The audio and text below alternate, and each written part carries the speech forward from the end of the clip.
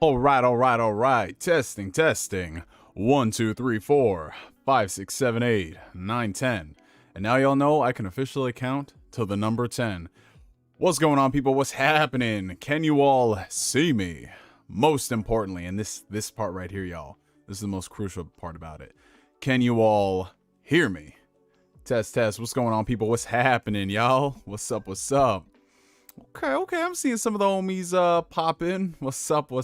Let's go down the list right quick.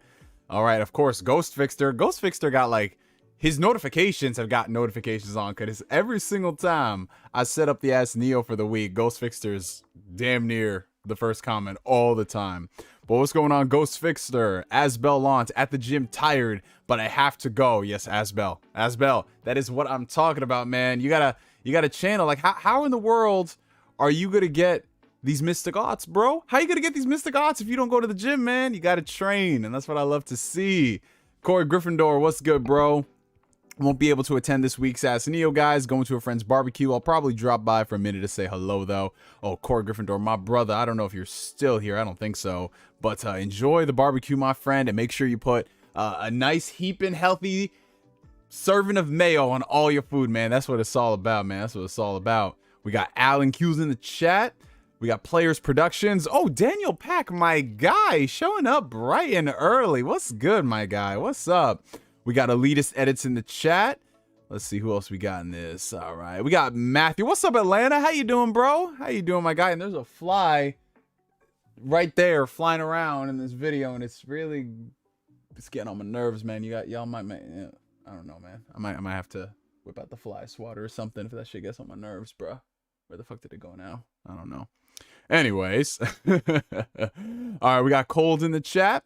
We got Justin Ayala, Jim X Kenshin, J Mac, Flame. What's going on, y'all? What's up? What's up? We got Smile Yo Mama. We got Nathan, J Redux. Who else we got in here? We got Arson Lock. We got Sir Scrub Tat. Where the fuck is this fly? Bro, this fly is really getting on my nerves now. Jesus Christ. He's just over here living his best life, trying to get his damn cameo. I'm ready. I'm so ready, man. Ultra Instinct. Clap the shit out of this fly. Anyways. Okay, we got Cadilla 430. We got Fear No Hate. What's up, Fear No Hate? How you doing, bro? The fly subscribed to the First Hokage membership so he could be in the Q&A. No, this fly, now he's on my computer monitor right now. You see, no, I don't want to... This monitor was fucking expensive, man, but I would just go like that. Dead ass. It's Neo versus Fly. Dawn of my... Fucking, I need something to attack this fly with. About to use a hard drive. Damn it. So close. So fucking close, you guys. But let me not break anything in my damn setup. Oh god, man. I think that's just about everybody for the early morning shoutouts. Oh, we got Nathan. We got Nathan Moore. What's good, Nathan? We got past the kitten arc and we're on the fly arc right now. Yeah, honestly, this is not the most fun arc. I'll just being honest. This is the deconstructed. Fuck, man. What is going on? Anyways. All right. Anyways. Actually, you know what? Hold on. I got a napkin here. Hold on. Got him. All right. I got the fucking fly. You guys. Now we're good. Now we are good. All right. Anyways. Oh, what's good, Chris? What's up? What's up? But yeah, what's going on, people? What's up? What's happening? Happy Saturday, y'all. Hope everyone is doing swell. It's dark as fuck. Normally, the Ask Neos are not this dark, but considering the times are changing, you guys know this time of the year, it always gets really, it gets darker earlier and earlier. So yeah, man, smash that fly. Exactly, bro. That's what we do. See, it's like 6:30 and the sun already set. I want to say like an hour and a half ago, almost 2. Shit's wild, bro. Shit's insane. Fly arc is over. Pack it up, everyone. Hey, listen, it was a short arc, but it was a necessary arc to give you all that entertainment. Let's see. Warning to everyone in the chat, Neo supports bullying and also Mayo, despite the fact that he attacks Jez over it. Fraud. Oh, no, I 100% support bullying, asterisk included, because if it's bullying Flame, yes, it's all good because that's something that the world needs to do. Because this man Flame, let me be nice to this man Flame for a second. Oh god, definitely doesn't feel like 15 months. Yeah, bro, time flies. Time flies, Daniel Pack. That's 15 months of being a Phantom Weirdo. I appreciate you, brother. I appreciate Flame. I appreciate all y'all. I appreciate all y'all. Bully only corporations. Yes, that's a fact because corporations are not your friends, people. No matter how cool the executives may be, they are not your friends. They want your money. That's it at the end of the day. That's it. That's it. Oh man. Bring it, Neo. I'll lose, but bring it. Bring it. Yo, it's actually getting kind of hot right now. I'm gonna take off this hoodie right quick. Ugh. Because that's the thing about when you're streaming. When you're streaming, it's like you got all these lights on you and everything, and there's another fucking fly. Did I leave like one of my windows open or something? Because all these flies are... Hold on. I don't know where these flies are coming from, dude. I'm gonna get this one too. Man. Swear to God, what is going on? Where are they coming from? I definitely left like a window open or something. Time flies, no pun intended. Yeah, honestly, I'm okay. Until this thing is in a position where I can actually put it down, I'm not gonna deal with it. But anyways, yeah. So what's going on, y'all? Happy Saturday. See now my entire demeanor, like everything I wanted to start out, like I had a flow, I had a rhythm of things we wanted to discuss, but the flies, man, murder on the live stream. This man said banned. Mayo on fries ain't bad. Now, honestly, okay, so let's because we gotta talk about this mayo shit again, because that's what we do every stream. Mayo on French fries is not a problem at all. It really isn't, y'all. I like mayo on my fries, but I'm very specific. I only do Chipotle mayo. Chipotle mayo is the way to go, guys. And if you haven't had Chipotle mayo or spicy mayo or anything like that, go ahead and just, dude, it's so good. It's so freaking good, y'all. What's up, y'all? Good to get some grub and finna come back midway through. All right, Reed94. I'm so used to calling you B Reed, man, because that was your original name. But yeah, you do you, bro. You do you. 42 viewers and only 15 likes. Y'all better fix that. Oh, I appreciate that as well. If you guys are enjoying the stream, make sure y'all hit that like button. Helps out the channel tremendously. Mayo's good. It's good, but it's bad for your love handles. Like I said, man, listen, everything in life, all that good stuff, you enjoy it in moderation. That's all it is, man. That's all it is. Jez got on Unlocked talking about his favorite ice cream flavor is mayo. Oh my God, Jez. He's killing me, man. Did y'all see what Jez posted today? This man Jez posted. Man, it looked like Campbell's SpaghettiOs and somebody froze it or whatever they did to it in a gelatinous form and cut it up. And this man Jez was like, oh yeah, it tasted so good. I can't with this man sometimes. There are some things I could tolerate, but that shit right there, bro. Oh no. I know not of this moderation you speak. Hey, listen, it be like that, bro. It be like that. Sometimes you enjoy the finer things in life, and hey, listen, that's okay too. Sometimes you do need to eat a whole box of macaroni and cheese. Like, I've done that repeatedly. I mean, man, I remember there was one night where I cooked like a whole packet of ground beef, right? It was like a packet of grass-fed ground beef, so I was like 16 ounces.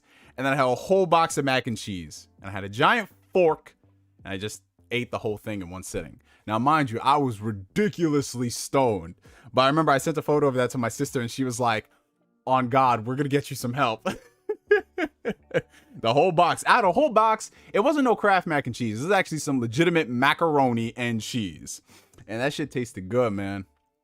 That entire meal right then and there was probably like a good 1,000 calories in one sitting. Happy Saturday, y'all. The wife and I are going to a Halloween party where we have to dress as our significant other. Pray for me. Oh shit, Shay. Brother, I don't know if you got Twitter or something, but you got to DM me the results of that whole event, because that sounds hilarious, dude. That sounds so funny. But yo, y'all have fun, man. Y'all have fun.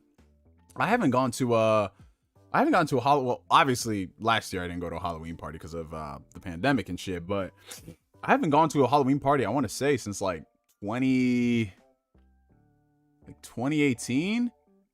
I want to say 2018, yeah. Are you not supposed to do the whole box? Uh-oh. Hey, listen. All I'm saying is the share size on the candy packages is a damn lie. There's no such thing as a share size. It's a me size. It's a Neo size. But you know what? That's why we do all the extra cardio. That is why we do all the extra cardio, so we can enjoy the finer things in life, my friends. Wendy's is better than McDonald's. Oh, that's a fact. We just had Wendy's a few weeks ago, and dude, Wendy's still slaps, man. Just the burgers taste like actual meat instead of whatever the hell McDonald's is putting in there. And there's the fly. I just saw it go in the window. So I definitely think I left like part of the window open. I definitely think I did. Yeah, there he is. There he is. Oh shit, there's another one. I definitely left the fucking window open. What is going on? This is wild. I wasn't subscribed, LOL. Here's me repenting. Oh, I appreciate that, D-Punk. Shout out to D-Punk. That's my homie, Adrian. Adrian, this has been an interesting edition of Ask Neo because I left a window open and there's been like 2 flies coming in. I killed one of them and then now there's another one and he's flying around. Oh my god. There's one on my SN30 Pro box. I'm just so tempted to just murder all these flies. I never get flies, so I don't know what the fuck is going on, man. They just don't want to be outside in that cold. That's probably what it is. But I appreciate that super chat, Adrian. I appreciate you, brother. Only good thing about McDonald's is the quarter pounders. Their Big Macs are overrated. Nah, their Big Macs used to be fire. I'm talking like back in the day in the 90s. Y'all remember them Big Macs used to slap. Now, not so much. But yo, you know what the crazy thing is about McDonald's, y'all? McDonald's has got fucking expensive. Like, I remember I went there, I got a quarter pounder, fries, and a drink, and that meal cost like $10+. I was like, what? I remember this shit used to be $5. Dude, it's crazy. It's crazy, man. It's absolutely insane. I remember those days, man. But like for me, if I'm talking like readily available fast food chains, well, in my area, this is what we got. We got McDonald's, Popeyes, Burger King, Wendy's. I got to drive into the Bronx for, so that's like a good like 15-minute drive. Taco Bell, and that's it in my area. Like I know everyone else has gotten like, you know, I have Whataburger, I got Chick-fil-A, I got all these things, but yo, in my area, we don't got nothing, man. And it's just so weird because I'm like not even that, like even in New York City, we don't even got, like New York City just got Chick-fil-A a few years ago, and we just got a Sonic near JFK Airport back in 2017. Like, bro, they don't put nothing up here. And I mean, that's not the end of the world because we got really good food up here too. But man, it was just, it always sucked when I see people posting like Chick-fil-A and all these other places, and I was like, damn, must be nice, because I always had to travel like down south or go to like DC or something like that to get it. Checkers, the only thing I get from Checkers is their curly fries and the funnel cakes. I don't know if they still got the funnel cakes, but I remember when I used to work at Staples way back in the day. Good job, Neo.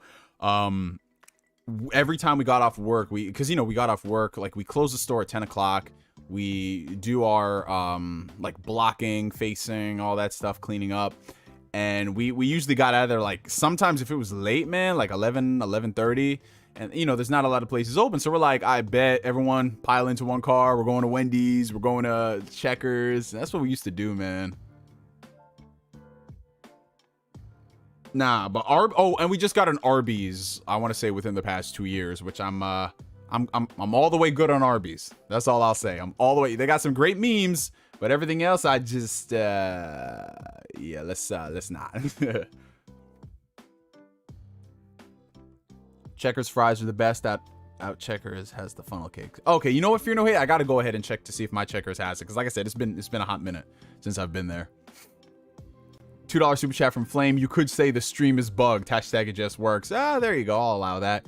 And we got a $5 super chat coming in from the homie Marcus Doyle Terrell. What were your impressions of Dune? Personally, I enjoyed the world building and the setup for future movies, but felt they had a lot of boring parts. So yeah, you know, we might as well just get into our first topic of the evening. On Thursday, I went and I saw Dune. Now, I don't talk about it much on the channel, but Dune was one of my most anticipated movies of the year. And now that I've seen most of the movies I've wanted to, sans Spider-Man No Way Home, Dune was my most anticipated. You know, I love the cast of the movie. Denis Villeneuve is one of my favorite filmmakers working today.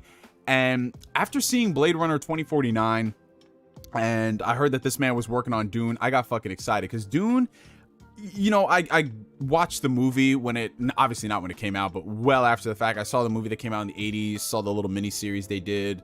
I think it was like in the early 2000s. And, you know, I enjoyed them for what they were, but I always felt like this was something that was too epic to be done at the time.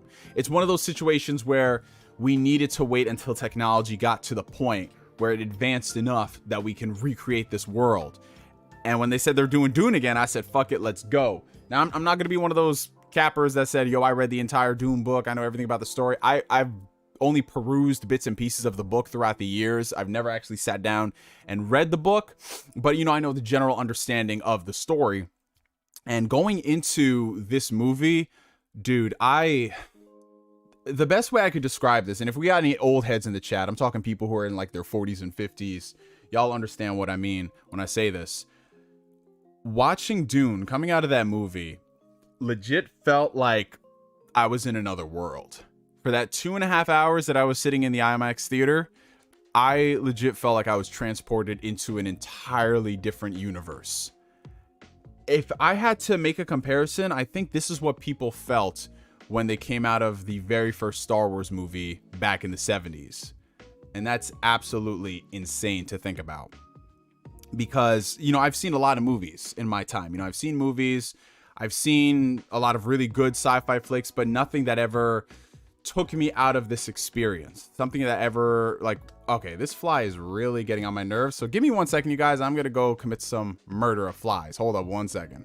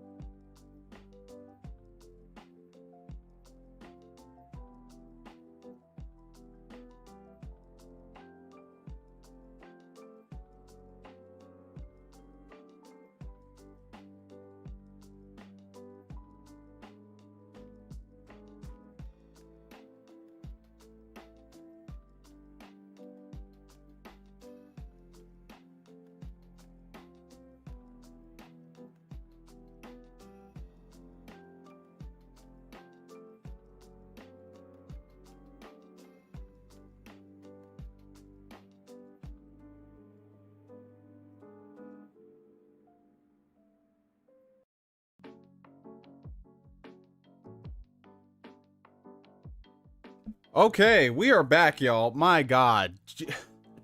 I feel like what I just went through was that episode of Breaking Bad where, you know, the episode of Breaking Bad where Walter had to try to kill the fly in the factory.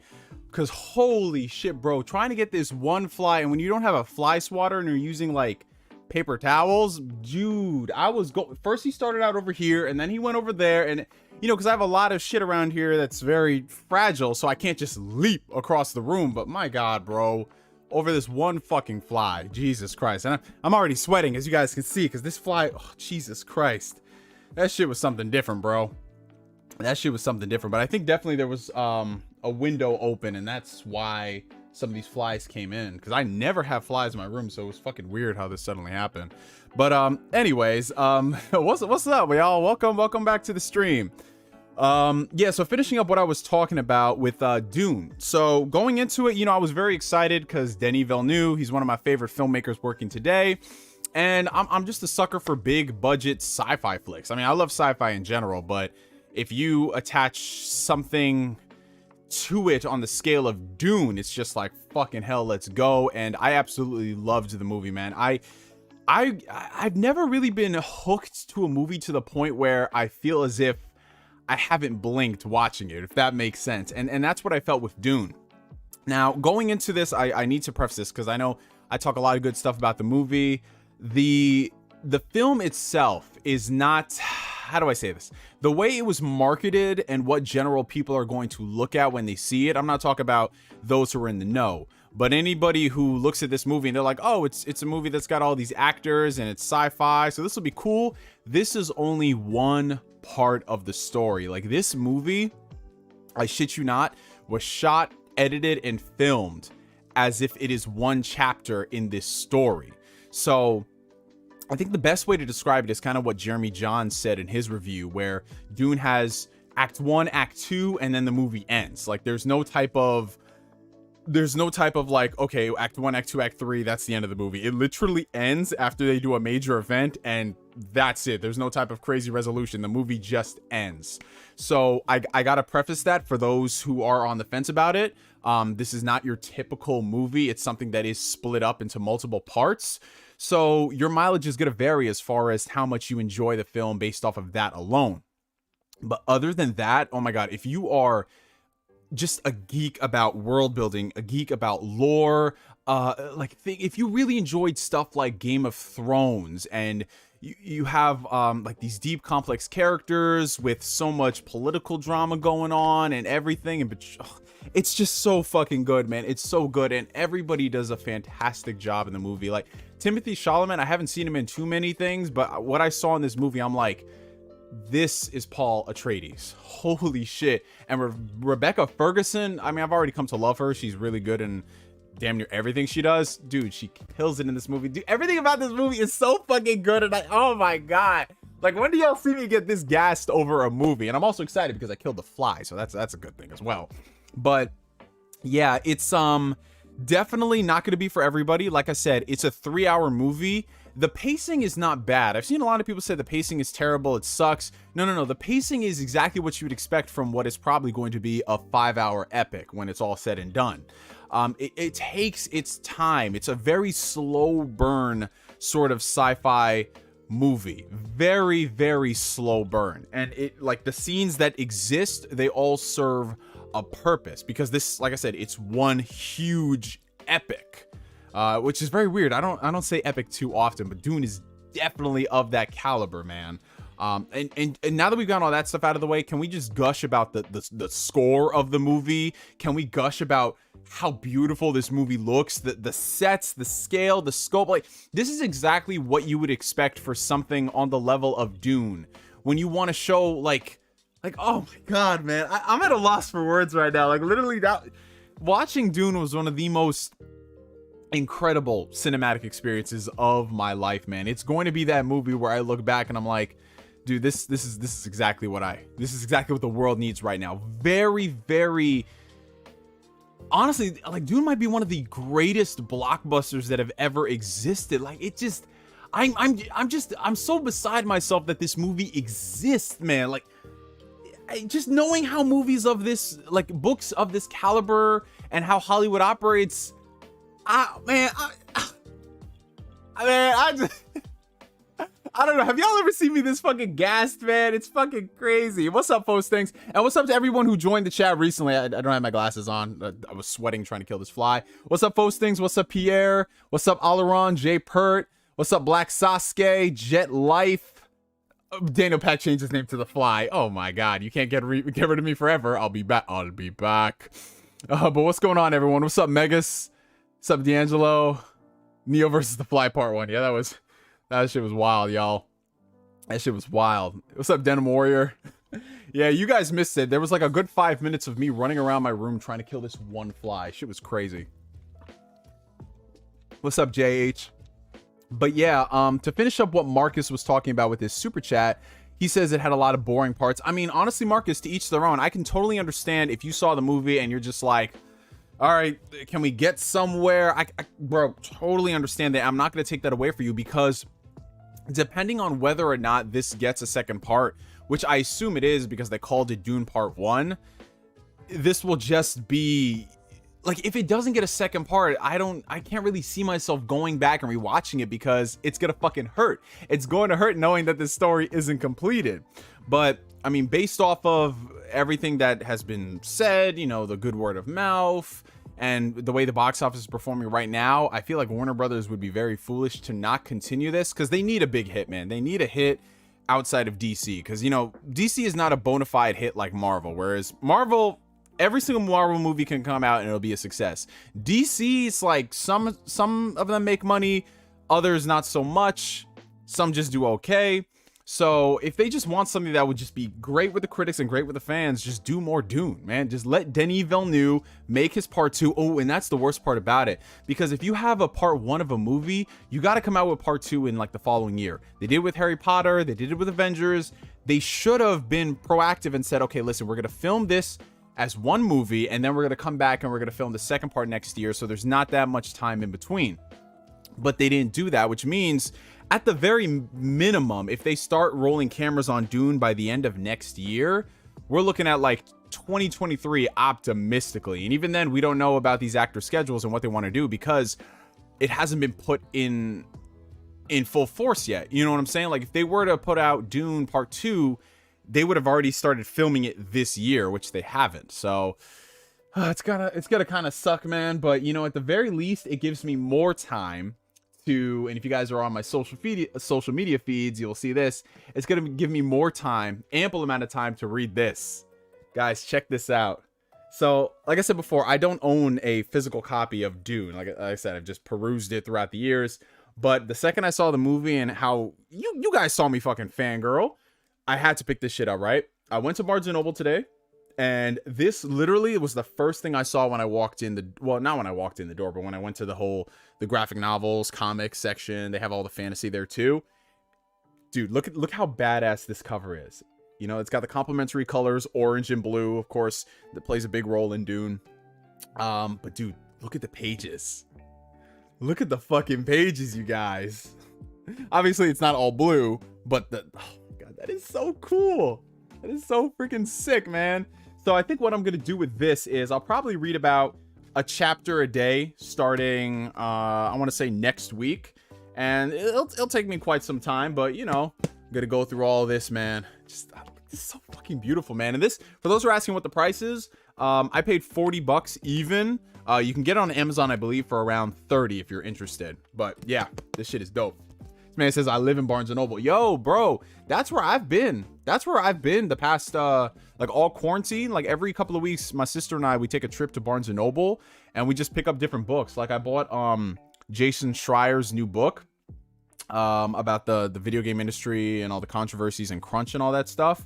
And then a few months ago, I bought a couple of the Berserk big deluxe editions because, you know, with Miura passing away, I just said, you know what, I've got to own all of these, and what better time than now to secure that piece of history. And just every now and then I go and I pick up a different book because I've noticed I haven't really been reading a lot in the past couple of years. I've been listening to most of my books through Audible, which is very good in my case because I can still appreciate the stories, especially when I'm driving, you know, long commutes and everything. But it's a different thing entirely just to sit down and block yourself off from the world and read a good book. So it's something that I made a point to get back into this past year or so of quarantine, and Dune is another book recommendation. So if we have any avid readers in the chat right now, or if you're watching on the playback, comment down below some book recommendations. I'll read pretty much anything, provided it's actually a good story, and it doesn't have to be like just fantasy. It could be anything you guys want. It could be something that's like a self-help book, something that got you through a really rough patch in your life, anything like that. Leave me some recommendations, y'all. But yeah, let's go ahead and let's catch up to some of the other questions. Let's see. Neo shoots fly with shotgun off camera. Oh my god. Yo, I mean, I was this fucking close, man. I was this fucking close, let me tell you. Let's see. Books are like vinyl records. No matter how far we try to move away from them, they'll always come back. Yeah, that's a good way of looking at it, bro. That's a good way. I need to start collecting more vinyls, man. The only one I have right now is the Cowboy Bebop one. I was gonna get the Persona 5 one, but Amazon, I don't even think Amazon canceled my pre-order. I think it was whoever listed it, they just stopped selling it on Amazon, and you can only get it off of their individual site. So that fucking sucks. Let's see. But yeah, I'm gonna scroll back and look at some of the questions you guys asked in the meantime, just to catch up. Let's see. This man said get a meat mountain from Arby's. Pause, man. Pause. This man said a meat mountain. All right, so RIP Chris Ayres. Yeah, that's unfortunately that is something that we got to talk about. I feel like every couple of Ask Neos we're always discussing the passing of an actor or an influential figure in this little nerd realm of ours. But for those who are unaware, this past week we lost a legit legend in the anime voice acting field, and that man was Christopher Ayres. And for those who are unaware, Christopher Ayres, you know, he's been an anime voice actor for I want to say going on 20 plus years. For those who are in this circle, they'll know him best as the most recent voice of Frieza. He voiced Frieza in Dragon Ball Z Kai, in the movies, the video games, and parts of Super. And he's been very sick for the past couple of years. He was having a lot of respiratory issues, and you know, I believe he had like a lung transplant as well. He's been bedridden for a while. So I remember it was, I believe, Tuesday evening. I had just gotten done making dinner, came back to my room, and I was getting ready to watch a show, and then I load up Facebook and I see RIP Chris Ayres from my boy Danny. And I was like, it was one of those situations where it was one of those situations where you see it, you believe it, you understand it, but you don't want to see it as truth. And that's what happened. And immediately I went to Twitter and I saw Crystal, who was his girlfriend. She did her whole post and everything about it. And I'm not gonna lie, man, I shed a few tears when I heard that, because Chris Ayres and his portrayal as Frieza is one of my all-time favorite in all of animation, in all of acting, in entertainment. What he did with that character, first things first, he gave us an accurate portrayal of Frieza that we had never seen before because of, you know, scripting changes with the dub and all the other issues that happened with Dragon Ball Z back in the 90s. He finally gave us that Frieza that can rival the Japanese Seiyu. And at the same time, he still made the character his own. And it was fantastic. Like, every single time I watched Dragon Ball, I loved hearing him as Frieza, just because he speaks so differently. Like, there's no other character on that show that would speak like Frieza. And it was a treat. It was honestly a treat to hear him. And when I found out he was sick, it honestly hurt, because it's like, it just might sound selfish, but I was like, no, the world just got to experience you for who you are and what you're capable of, and this incredible person that you are. And it really hurt to hear that. But what makes it even harder to deal with is, similar to Chadwick Boseman, he did some of his most recent work as Frieza while he was sick. When they were recording Dragon Ball Super Broly, the movie, back in 2018, he was recording using oxygen tanks. This man was recording with 50% lung capacity, and he still gave us a great performance as Frieza. And if you listen to it, you might not even know that this man was sick. And dude, just everything. It's hard to find the words, especially like, it's hard, man. It's hard. I know I didn't personally know him, but just the impact of this man's work and his performances, and it hurts, man. It fucking hurts. And it was the same thing when Chadwick died. It was the same thing with when Miura died. It hurts, man. Like, not even just in this past year, we've lost so many people, bro. And I get that's a part of life. We celebrate them in their life and we appreciate them even more after death. But I tell you, it doesn't make it any less easier. So if anything, I think, and I'm not going to do this justice if I try to remember it. I want to leave y'all with what Crystal wrote on her final, like, goodbye tweet to him. Hold on, I'm just gonna pull this up. 1 second, you guys. Okay, here it is.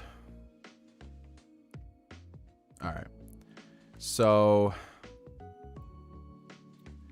in her little post talking about Chris and everything, she said, I know a lot of people reading this will ask, is there anything I could do? Please be more like Chris. Please, if you've learned anything from him, put it into this world. It needs him. Please fill it with love and laughter always. And love and laughter always was Chris Ayres' sign off. Like, after every tweet or whatever in person, he would always say love and laughter always. And that's really important, you know? Like, that energy, that positive energy, bring that into the world and share it with people, man. Share it with people and make sure they know. You know what I'm saying? Like, it's one thing to think that, yeah, they know, but it takes 2 seconds just to call somebody or to text them and just let them know you appreciate them, because in the blink of an eye, they'll be gone. And, you know, we should all just strive to live a little bit more like Chris Ayres, a little bit more like Chadwick Boseman, like a lot of these people. We love their work, we appreciate their work, but appreciating them as people is just as important. So rest in peace to Christopher Ayres. You were a phenomenal talent and an even more incredible human being. And if anyone out there is close to him or his family and his peers, my sincerest condolences to everybody.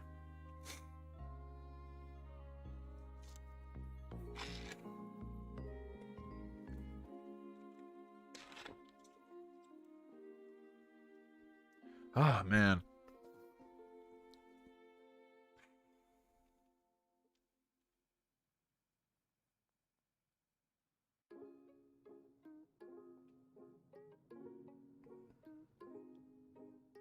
Alrighty, so let's get back to a couple of other questions here. All right.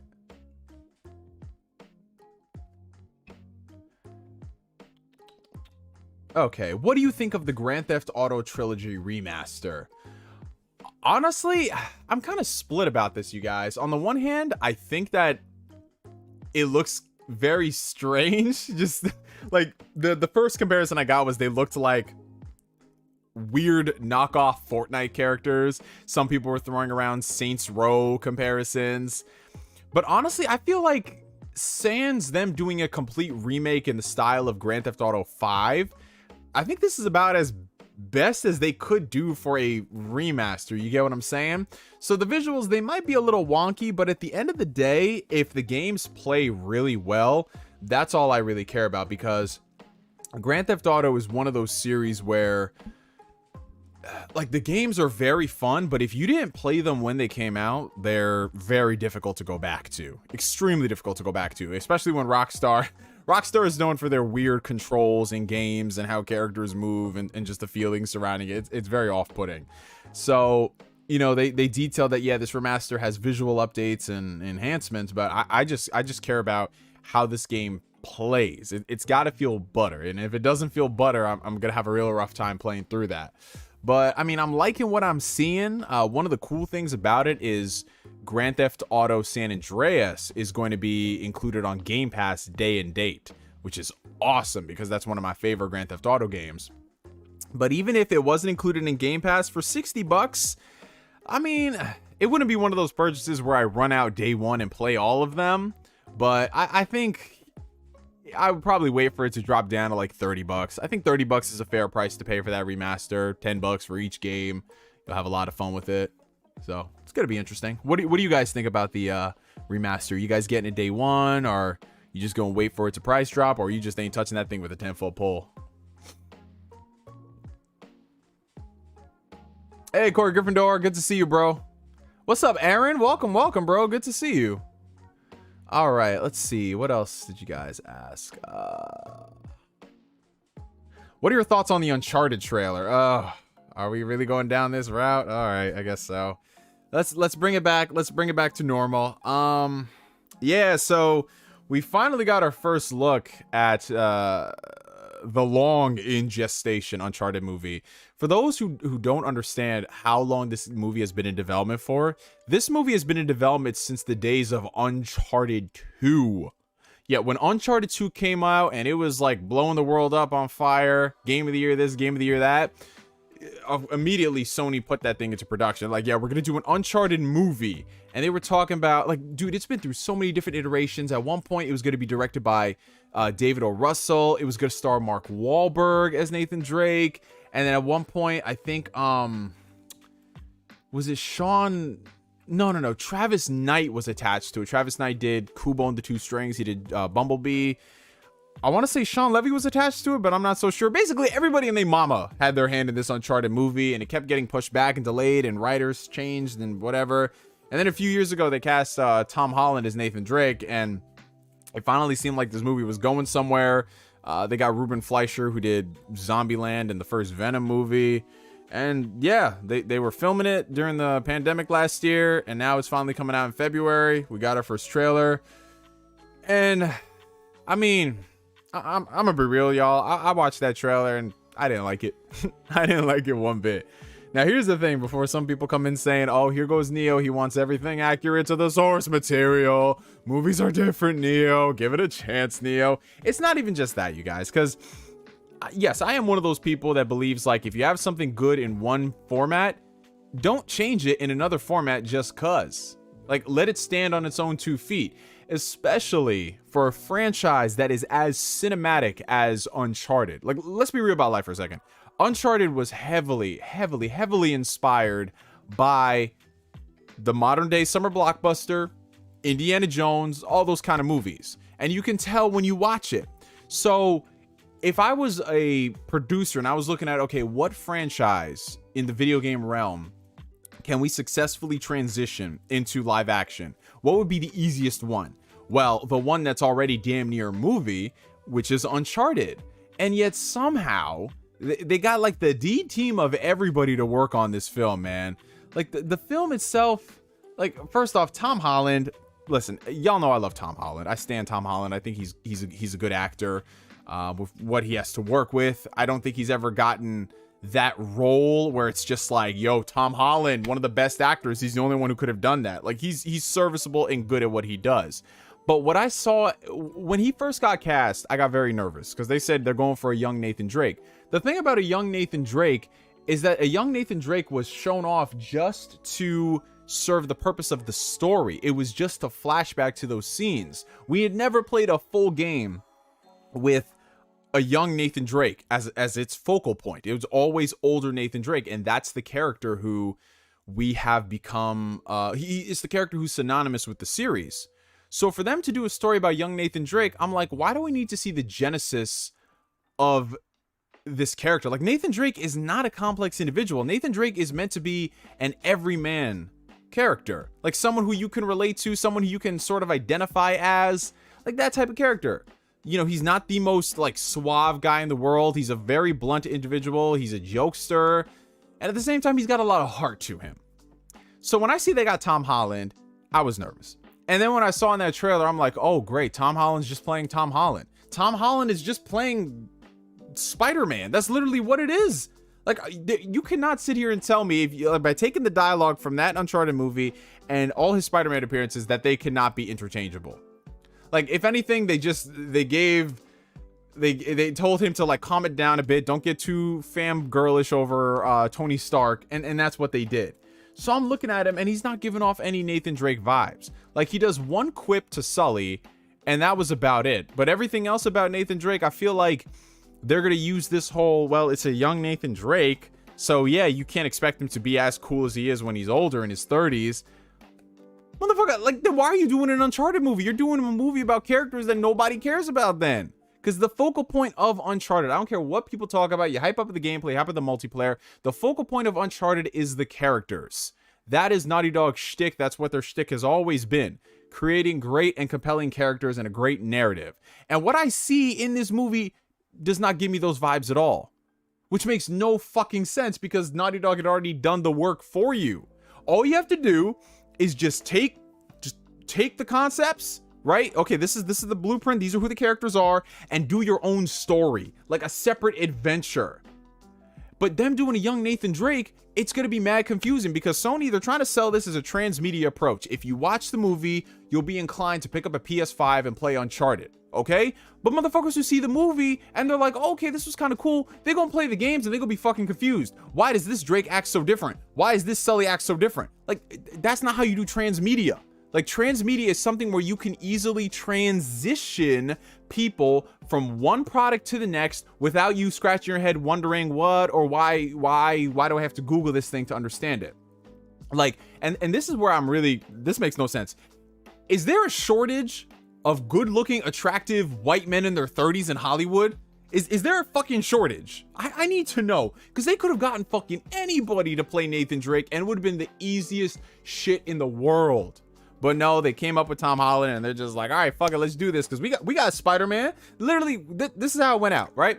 Tom Holland's walking down. He's in the Sony HQ. He's walking across the hall. Someone says, hey, yo, you want to be in this Uncharted movie? He's like, all right, mate, sure, I'd love to be on Uncharted. And there you go. That's how they set this shit up, bro. And then from there, you know, you've got Mark Wahlberg as Sully, which is one of the grossest miscasts in history, because Mark Wahlberg just plays himself in damn near every single movie. And by the end of the movie, he's got to get his mustache, and it's supposed to be like a ha-ha, hee-hee, and there's another fly. But no, I'm not going to deal with it tonight. It's going to be another ha-ha, hee-hee type thing. Like, oh, look, he has a mustache now, and they're supposed to go on their adventures. But this is the thing I think a lot of people are forgetting, because they're always saying, well, he can grow, and he can become the Nate that we know and love. Tom Holland is 25 years old. By the time this movie comes out, he's going to be 26 years old. This dude he's going to look this way for the rest of his life. Like, he can grow facial hair or whatever, but this is going to be Nathan Drake. This is exactly how they're going to be. It's not like, yo, we cast this guy and he's like 13 years old and then damn, he had a growth spurt in puberty. It ain't going to be like that, man. It is not going to be like that. Like, we are never going to get that type of Drake, and this is what bothers me, because it's so simple. It's so fucking simple.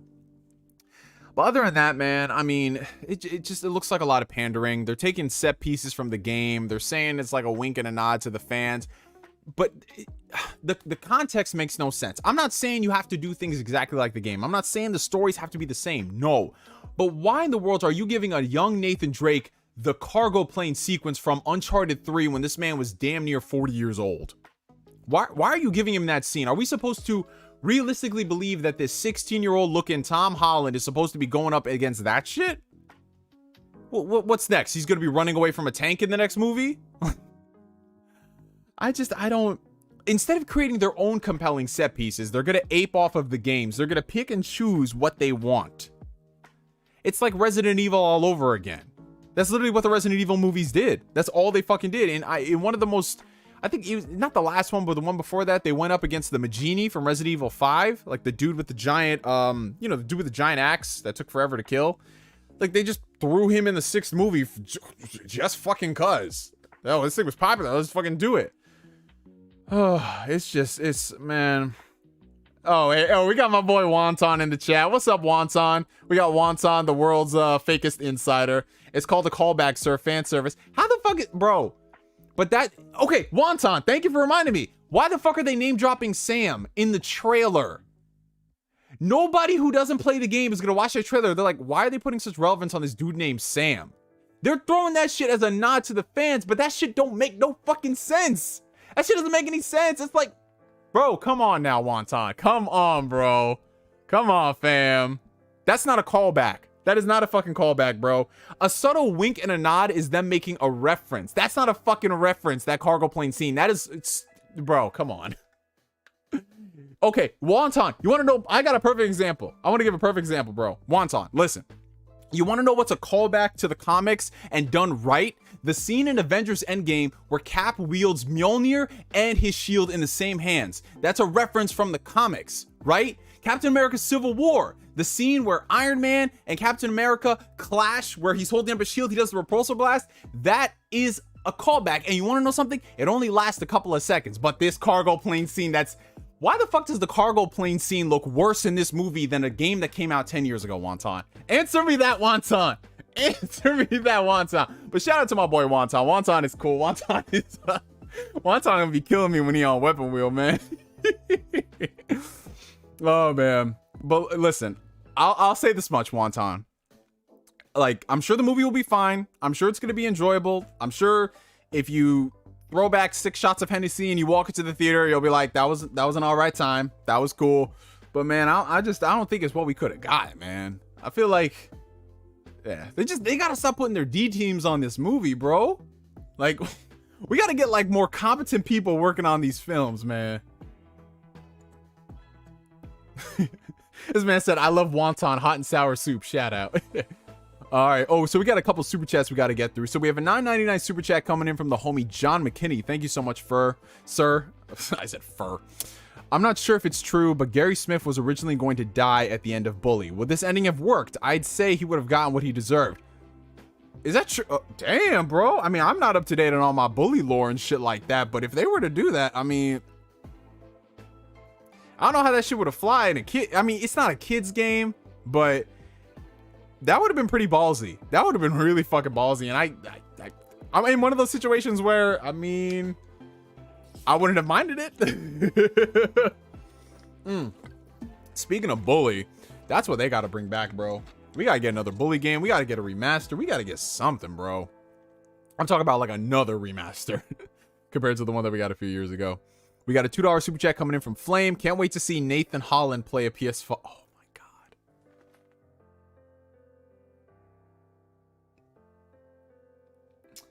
They probably gonna put this man, they gonna give him a PS5. He gonna be playing like The Last of Us or some shit like that. Or some other Naughty Dog type of thing. I can see that happening.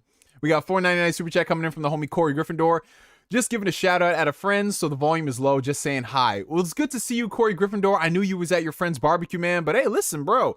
You do you, man. You have fun. Live it up, my friend. Oh, and I don't know if you heard this before, but I said if they do have mayo there, by all means, partake in a nice, healthy, heaping serving of mayo, good sir. I'm new to the channel. Love the energy. Oh, appreciate that HD Boom Bap. Thank you. You got a nice name. I like that, Boom Bap. That's what's up, though. But yeah, you know, this is how it is when we on these Ask Neos, bro. We just be having fun, man. We turn it up to level 11 on Saturdays. That shit would be dark. That shit would definitely be dark, bro. Remaster the Warriors. Oh, dude, they gotta do, bro. That's what be killing me about Rockstar, man. Like, Rockstar is a great developer, but bro, they only do one game at a fucking time. Like, you remember the days where Rockstar used to give us like multiple GTAs, Bully, Manhunt, Warriors, bro. Rockstar on the PS2 was fucking goated, man. What's up, Neo? Have y'all talked about the GTA remakes? Yeah, we did talk about it, Detonator. But to give you the TLDW version of it, too long didn't listen. I'm kind of indifferent to it. I know it looks very weird, but provided the controls are solid, I can see myself picking it up. But I'm not gonna pick it up immediately at launch because I don't want to spend $60 on that. I'll wait for it to drop down to like $30 because, you know, Rockstar games, they do fall in price. Not as fast as Ubisoft games, but they do fall in price. PS2 era Rockstar was the best Rockstar era. Oh, absolutely, bro. Midnight Club, Midnight Club 3 Dub Edition? Ooh. Artemis by Andy Ware is a good read if you're on Audible. Rosario Dawson narrates. Oh, you can't tell me that, Nathan. You can't tell me that, bro. Because Rosario Dawson still hasn't returned my phone calls, and I'm getting very concerned now because it's been going on 15 years and she hasn't called me back. I'm very sad, you guys. Ooh, we got a $20 super chat coming in from the homie Tariq Jackson. Thank you so much, brother. I want to quit my job at Walmart. They've been putting me through so much crap doing the work of 3 people, and I want to quit. Should I put in my 2 weeks in or just quit because I don't want to deal with their bullcrap anymore? I'm 2 years in. My brother, I know exactly what you're talking about. Working in retail, working in customer service, I've done it for so many years in my life. That shit is not the fucking move. You're underpaid, you work long hours, you have to deal with the general public, which is the worst thing in the world. A lot of people, and this is the funniest thing, when I see folks online saying shit like, oh, it doesn't take much effort to be a cashier at McDonald's or a fry cook at Burger King or work at Walmart, but people do not understand that if you are able to handle the pressure of working those jobs, you can fucking do anything. Because if you can deal with people at retail on a person-to-person level when you cannot speak to them the way you want to, oh my God. That's why I always say, like, if I ever became the president, I would enact a law where every single person has to at least do 3 months of retail, just so they can shut the fuck up when people are complaining about retail, because retail is a different fucking beast. And in especially now with the pandemic over the past 2 years, dude, it's the worst time. People have been absolutely shitty to retail folk, and and I can't blame retail workers for cutting an attitude because they have to deal with so much shit. They got to first off deal with people complaining about stuff being out of stock. It's a supply chain issue, number one. They got to complain with people who weren't wearing masks before the vaccine, which was just a different thing entirely. Jesus Christ. And then in general, you got to deal with shitty ass people being shitty ass people. So in your case, bro, my heart goes out to you. But what I would say, man, is, and like I said, I'll shit on retail all day, every day, but you want to have a game plan, my friend. You at least want to have either money saved up in the bank or another job potentially waiting in the wings. Because what happens far too often is people quit because it's like, fuck this shit, whatever. And then they end up going back because they didn't have everything set up. So it does suck, my friend. It really does. But I don't want to see you go through any more crap than you already have, bro. So I would say, you know, what you should start doing right now is go ahead and get your resume up to date. Get your resume up to date with all your skills and all the other job experience that you have. And then from there, start applying to 10 different jobs a day. I know for some people that sounds like a lot, but 10 different jobs a day. It doesn't matter like what field it is or whatever. If you went to school, if you have a degree, if you went to trade school, whatever, that can definitely help you. But just apply to so many different places, bro. Because the second you do that and you start getting interviews, that's when you could start working your way up. And if you have any other skills, like I don't know if you're into graphic design or editing, or if you have any skills like that, maybe potentially start your own business. But that's something that comes further down the road, you know, as you build yourself up and you build your brand. But honestly, bro, I would say just set yourself up for success before you end up quitting Walmart, my friend. That's what I would say. And my heart goes out to you, bro, and everyone else who's working retail, bro. And that's like me and my sister, man. Like dude, it's so crazy because my sister and I, we go out to eat pretty regularly, right? And every single time we go to a restaurant, obviously everyone is short staffed, and they're constantly apologizing to us, like our waiter, like, oh, I'm sorry about this and blah blah blah. And I had to pull one of our waiters aside. I said, bro, listen, first off, I work in the industry, so I understand the stress. And second, bro, listen, provided you get us our food and our drinks, it's okay. Take your time. I get it. You're understaffed. It's fine. You're giving us good service, which is paramount. That is what matters. It's not like you're giving us shitty service. You're giving us good service. You're just spread too thin. But some people are like, and that's the worst part about it, because you got some people out here who are saying, oh my God, support your local, like whatever, and this, that, and the third. And then these people are the ones who be acting like dicks. These are the ones who be up in there complaining about like an extra 5-minute wait on their food or on their drinks. It's like, bro, if it affects you that much, stay your asses at home. Like, literally, that's what it is. Like, everyone is getting fucked right now, and we don't need your dumbass to contribute to that shit. Like, bro, I just be minding my business. Like, literally, like, when I be going up there, I'm just like, hey, how y'all doing? I'm just here to pick up this, and that's it. And I be waiting, and if it takes a couple of minutes, I'm fine, man. Like, shit. We got a $2 super chat coming in from Firechar27. Sup, Neo? What's good? Been a while since a stream. Oh, good to see you, Firechar. And yeah, we've been doing these Ask Neos pretty weekly for the most part. So it's like every Saturday for the time being. That might change going forward in the future based off of my my schedule at work. So I might have to move Ask Neo back to the weekdays, you guys. I'm not sure if it'll be like Monday or Tuesday, but the days of having Ask Neo on Saturdays might come to an end. But you guys will know within the next month or so. But it's good to see you, Firechar. Okay, so we're gonna talk about the Cyberpunk delays. Yeah, we might as well. I mean, I feel like I'm beating a dead horse talking about Cyberpunk 2077. But for those who are unaware, we just got an update from CD Projekt Red in regards to not only Cyberpunk 2077's next gen patch, but The Witcher 3's next gen patch, because they announced that they were doing one for that as well. We just got word, because we're coming up on the end of the year, that both of those patches have been delayed into 2022. I believe Cyberpunk's is set for Q1 2022, which is the first 4 months of the year. It can launch anywhere from January to April. And then The Witcher 3 is going to be Q2, so that could launch anywhere from April to the end of the summer. And honestly, I'm gonna be real, I'm not surprised, you guys. I'm really not. CD Projekt Red, they bit off more than they can chew with Cyberpunk. And we're not going to sit here and rehash that entire situation because I'm tired of talking about it. I don't even have the energy to rant about it. I know a lot of people wanted me to come on here and be like, oh, CD Projekt L or whatever, but it's just, I mean, I will say this though. It really sucks, and it goes to show you that the management at CD Projekt Red, the executives, all those people who forced this game out, they were forcing a game out 2 years half-baked. This game should have come out in 2022, not 2020. Because if you couldn't optimize the next-gen version for an entire year and a half, that's really fucking bad. That is terrible. So, yeah. The Cyberpunk situation, I mean, I don't know, you guys. Do you think when this next-gen patch comes out, people are going to care about Cyberpunk? Because I'm going to be real. I feel like everybody who wanted to play Cyberpunk really wanted to play Cyberpunk, they would have played it by now, whether they have a PC or a next-gen console, because on the next-gen consoles, it does run at 60 frames per second. Sure, it's not the most graphically beautiful game in the world, and it's still got a lot of issues, but if you wanted to play Cyberpunk, you would have played it.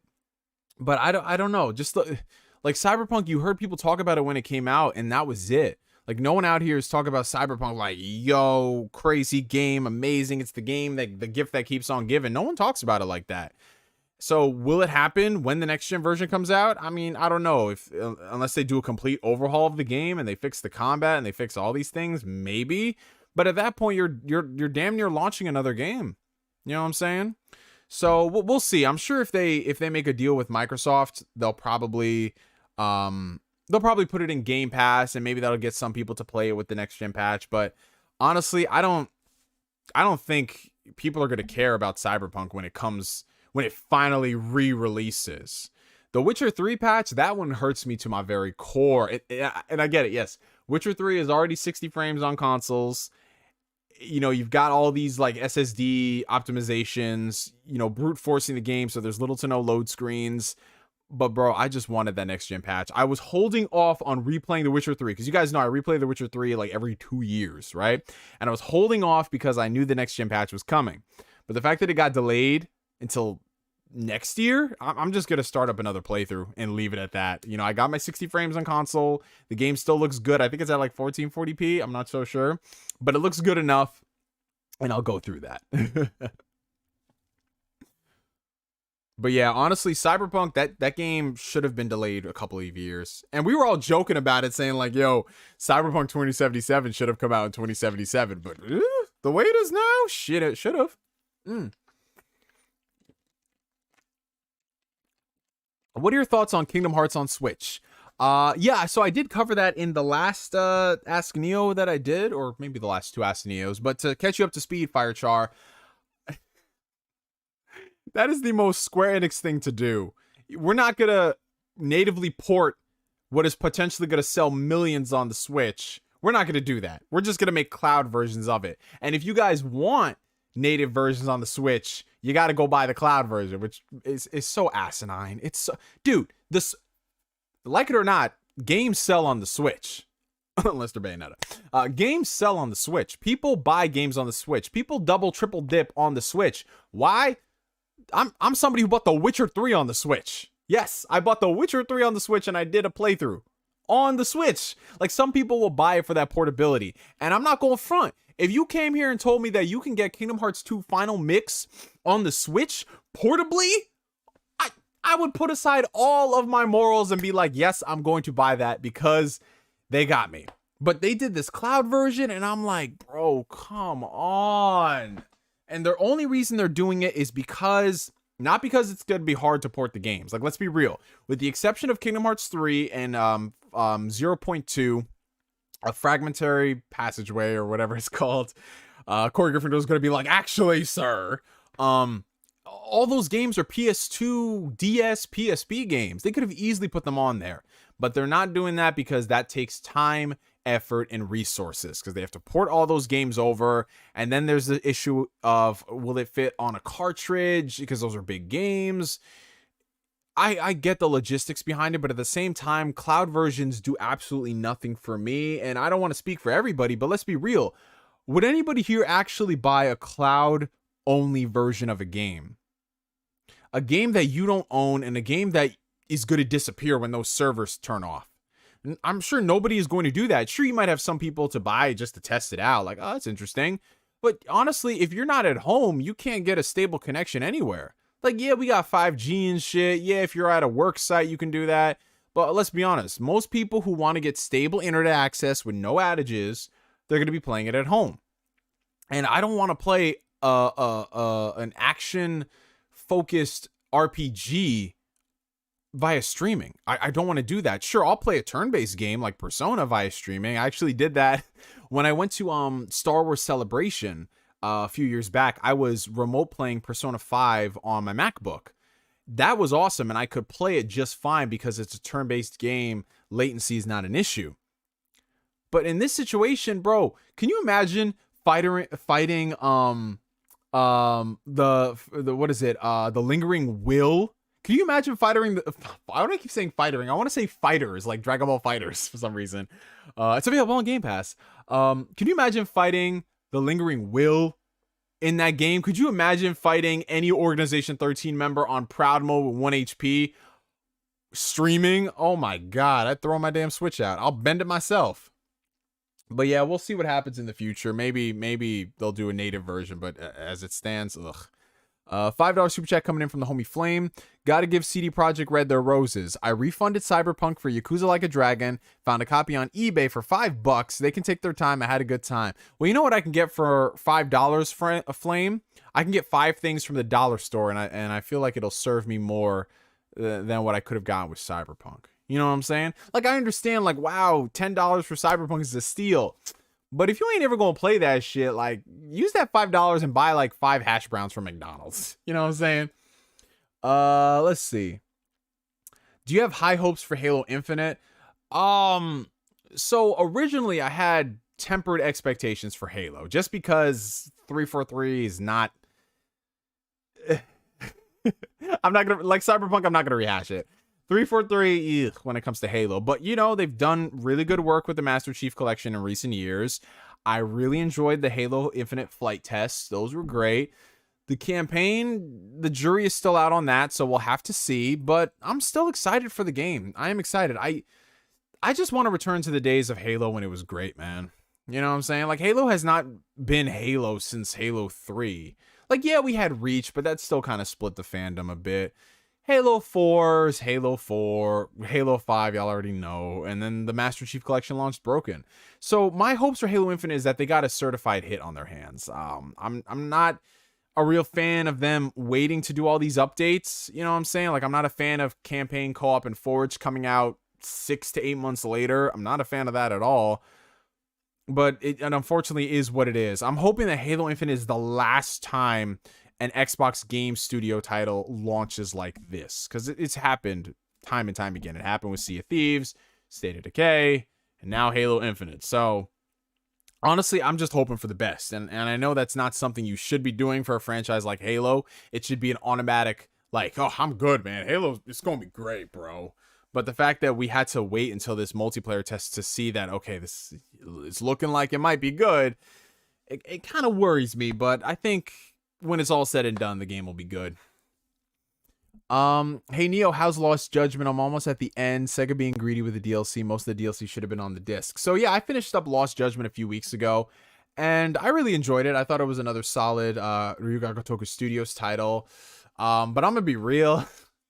There's a reason why I can only play these games every couple of years, because man, that the amount of cutscenes in those games is crazy. But the combat in Judgment is so fucking good, man. Like, one of my homies, Akita on Twitter, he be posting all these juggling videos. It's fucking insane, man. The combat in that game goes off, bro. I'm not too familiar with a lot of the DLC practices happening with that game. I know Kaito is getting his own little side story, if you will, where you can play as him, but that's the extent of what I know. I don't know if they did anything else surrounding the game. You'll probably have to catch me up to speed, Johnny.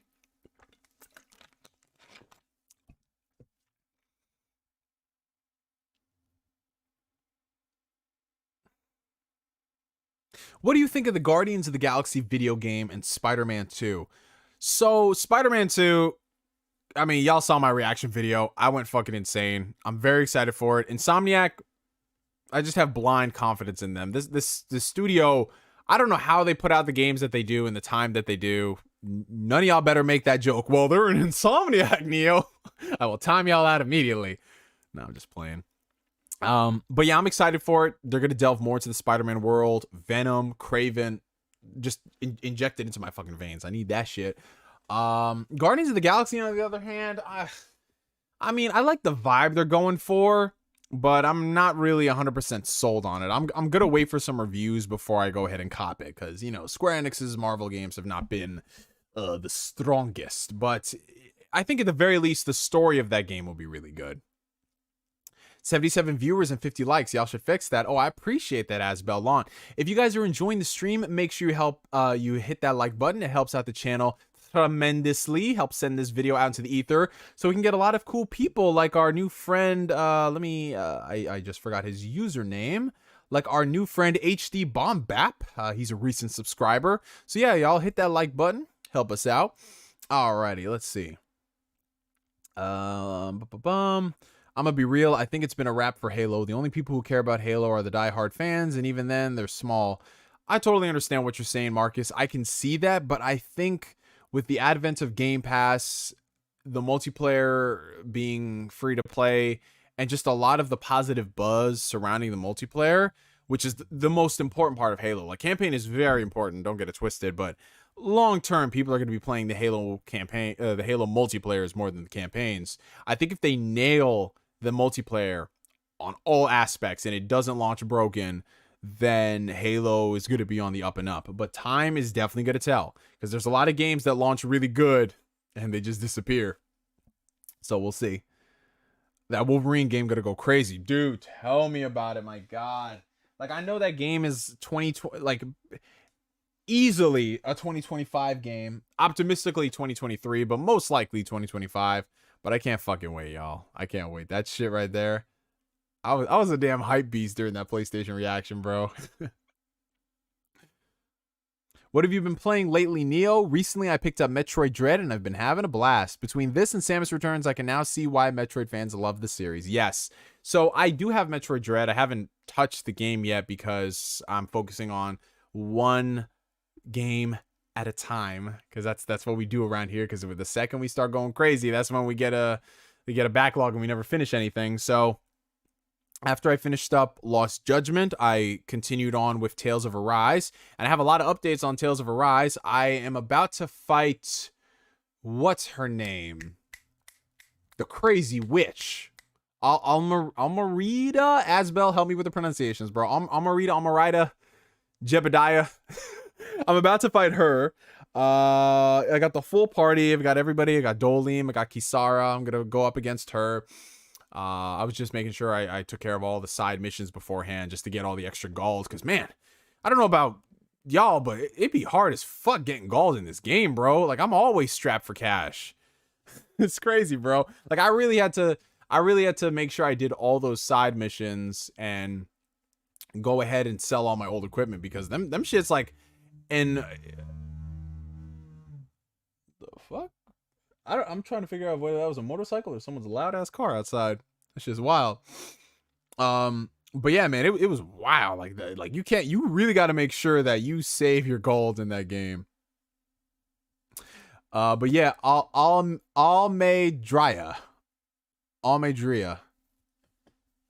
Alphonse Elric. So yeah, I've been going through Tales of Arise. Fingers crossed, I should have that done within the next week or so. Asbel, how far would you say I'm in the game, my friend? I want to hope I'm at least halfway through. At least. Oh, and I did not say hi to NKDN. So hello, NKDN. Good to see you, bro. So I'm going through that, and every couple days I load up Back for Blood and I do a run with my homies. So that's been like my multiplayer game that I turn on whenever I feel like it. But yeah, other than that, man, like I said, I've just been focusing on one game at a time when I have the free time. And after I finish up Tales of Arise, I'm gonna dive into Metroid Dread, and I assume that's not gonna take me that much time, because Metroid games, they're not like long-winded story-driven games. They're meant to, you complete them and then you go back and you keep replaying them multiple times. Hence the Metroidvania genre that exists. So once I finish up Metroid Dread, I have to play The Artful Escape because Oblivion, I don't think he's here now, but he's always like, you gotta play The Artful Escape. It's 4 hours. Just take time and play it. So I'm gonna do The Artful Escape after Metroid Dread. And then from there, I mean, let's see. I gotta see what else. I mean, depending on if that Guardians of the Galaxy game slaps, I might pick that up. But I don't know. Square Enix might send me a review copy of it, so we'll have to see. But yeah, I'll have to look into my list of games I have installed, which one I got to finish. Oh, 13 Sentinels. That needs to be another one I finish. But the problem with 13 Sentinels is that I need to be in the mindset to listen. I mean, yes, 13 Sentinels has gameplay, it does. But I need to be in the mindset of listening to characters talk for hours on end. You know what I'm saying? Like, I would not play a visual novel if I really want to get, like, that's why I love Tales of Arise so much, because it has cutscenes, but at the same time, the cutscenes ain't like 80 hours long. They're not like Judgment or Yakuza. So I need to be in the mindset to want to play that sort of game where I'm laid back and I'm enjoying myself. Did you ever finish the Red Dead Redemption 2 epilogue? Hold on. First off, shout out, we got my brother in the chat, PS360 HD2. This man said play the Demon Slayer game. Yo, don't get me started on that shit. Don't get me fucking started on that shit, bro. Nah, man. Nah, we ain't playing that. Nah, man. Okay, you know what? I will play that for multiplayer matches. I'll squad up with my boys and I'll play that shit. But bro, I can't finish that campaign. Bro, that campaign is killing me, bro. This man Tanjiro walking around the world doing nothing. I've been like, fam, make these shits selectable missions. Like, I can't with that shit. You know you love it. Yo, you lucky you the homie, man. Like, I've known this dude for, 12 years now, bro? Holy shit. But this dude right here, let me tell you a little bit about PS360 HD, right? This man, one of the biggest Boruto stans I know next to Anime Analyst, right? Boruto is his Bible. This dude right here, over here, like, I'm Legends foretold of a person who would be the sole player of Naruto to Boruto Shinobi Strikers.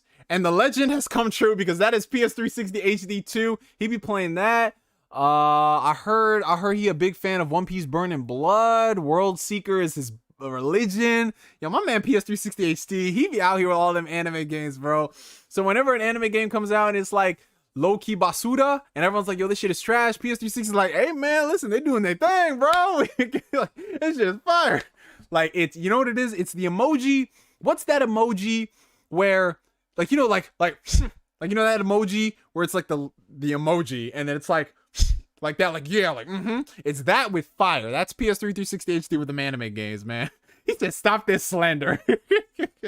Now, but shout out to my homie PS360. If you all, okay, the jokes end here, but if y'all are interested in some really dope content about anime video games, my man keeps you up to date and informed on everything. Give this man a follow on Twitter as well, because sometimes he be getting into the spicy shit and it'd be funny as hell just seeing him. I gotta see, there was this one back and forth between you, was it you, Anime Analyst, and Afro Senju? I forgot, it was you with somebody, but it had me in tears, man. I gotta check my screenshots because I was gonna bring that up on like a random Tuesday morning and be like, hey yo, y'all remember this? I think it was one of y'all roasting Anime Analyst, because, you know, he's very easy to roast at times. Oh, man. But yeah, back on point to what Reed was saying. Did I ever finish that Red Dead 2 epilogue?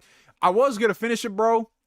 But, you know, the ending of Red Dead Redemption 2, that shit put me in my feelings. Because can I spoil a 3-year-old game, guys? Can I spoil a 3-year-old game? I feel like anyone who's wanted to play Red Dead Redemption 2 has already played it at this point. Can I spoil it? I just want the chat's approval, so y'all can't yell at me. Y'all can't yell at me. Alright, so I'm getting yeah from Aaron. Yeah. Alright, I'll wait. If I get like 3 people. Alright, we got 3 people. So at the end of Red Dead Redemption 2, spoilers for those who are listening on the playback. At the end of Red Dead Redemption 2, my nigga Arthur Morgan dies. That was my man. That was my man right there. Arthur Morgan was my fucking man. Listen, Red Dead has got a lot of issues with its controls and all that stuff, but its narrative and the character development for Arthur Morgan, top tier, man. Top fucking tier.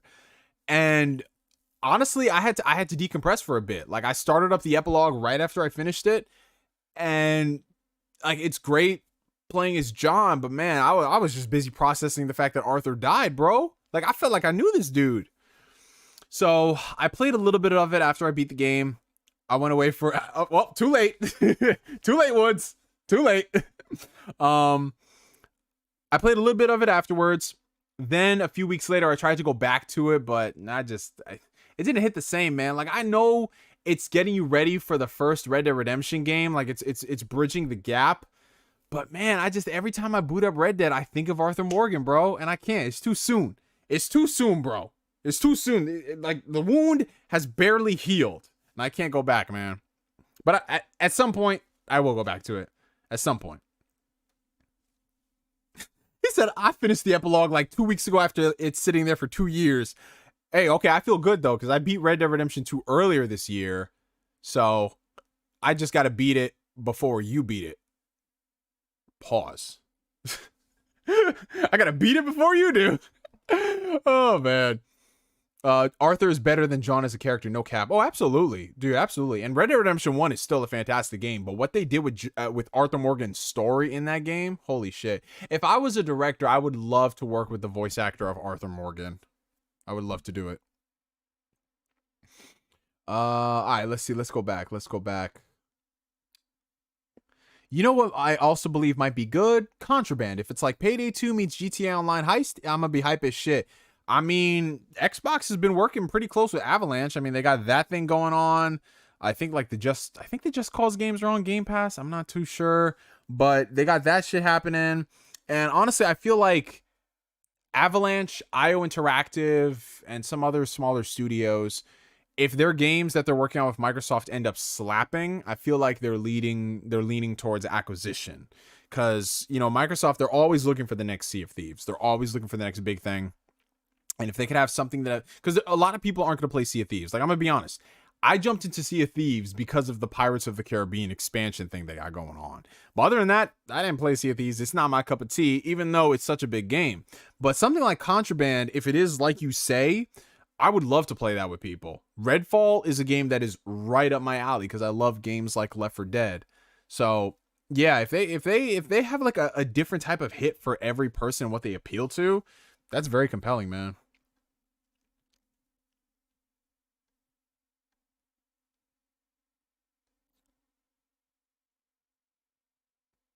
All right. Let's see. You know what I want? A Ghost of Tsushima style Rurouni Kenshin game. Asbel, why did you put that into the universe? Oh my god, that would be so cool, dude. Oh my god. You know what I want?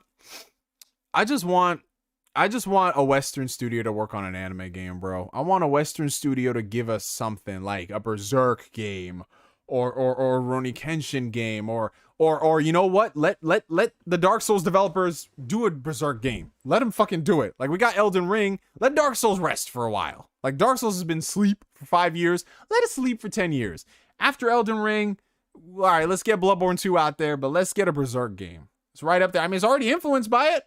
So just fucking do it. Just fucking do it. Just give us a Berserk game. Oh shit. Oh my god, guys. We are graced by, damn, we got a double serving of royalty tonight, man. We got the homie New Yokio, aka Sebastian Tony Montana, aka the star of the recently released Dune movie. We got my guy Tony in the chat. What's poppin', Tony? What's up, bro? How you doing, fam? And if you guys haven't already, give my boy New Yokio a follow on Twitter. Tony is one of the funniest dudes that I have ever seen on the internet, man. Like, okay, not all of his tweets hit. Some of them be very sus. Like he said, man, I'm not going to bring up that one tweet he said. But Tony's a funny ass dude, man. He always got some comedy. Yes, sir. Yes, sir. Tony, it's pretty late over there in the UK. Did you finish working on the video yet, bro? The one you were talking about? Because, yo, that shit was crazy, fam. Berserk would definitely go crazy, bro. Berserk would definitely go crazy.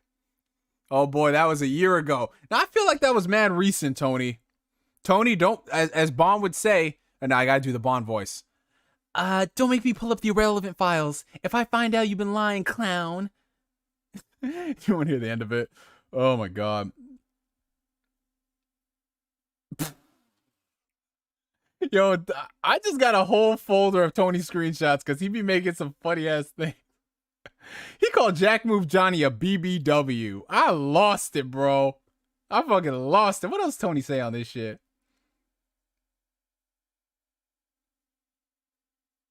I need to find this shit. I gotta organize this fucking folder, man.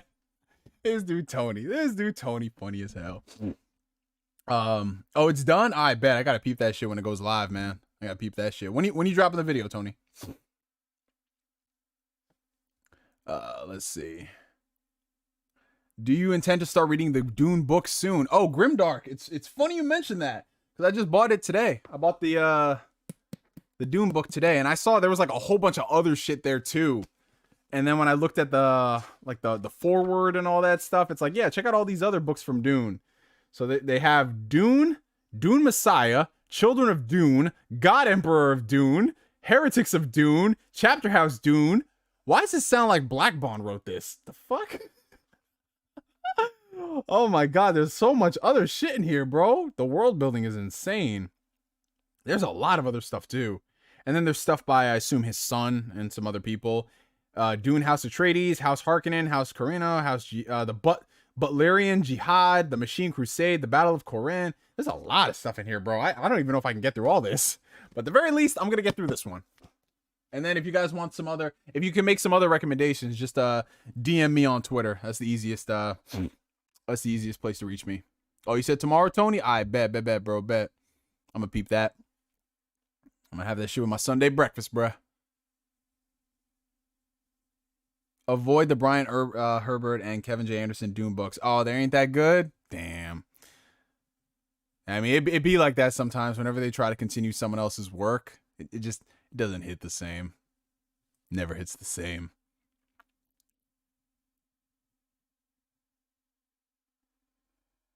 A Samurai Champloo game would be amazing.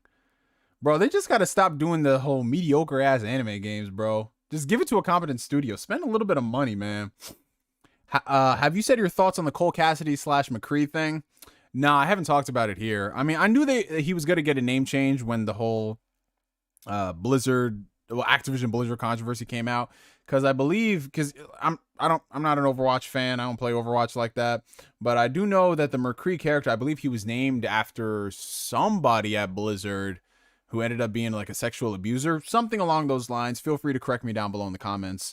But they said a while back that they were going to be changing his name, which honestly, I'm of two thought processes. I understand what they're going for because they don't want anyone to remind them of that. I get it. But on the opposite end, it's like, was this really relevant? Like, who the fuck cares, man? It's just somebody's name. Who the fuck cares? But you know, it's not my game. It's not my show to run. So they're gonna do that. They changed it to Cole Cassidy. I mean, do Overwatch fans care? Because anyone here, are y'all Overwatch fans? If y'all are fans, do y'all care about the name change? Do you think it's whatever? I mean, honestly, I'm just like one of those things where I think it's whatever. I just got to change the way I say his name, because I'm always gonna say McCree. You know, like always gonna be McCree. Like McCree is, you know, it just is what it is, man.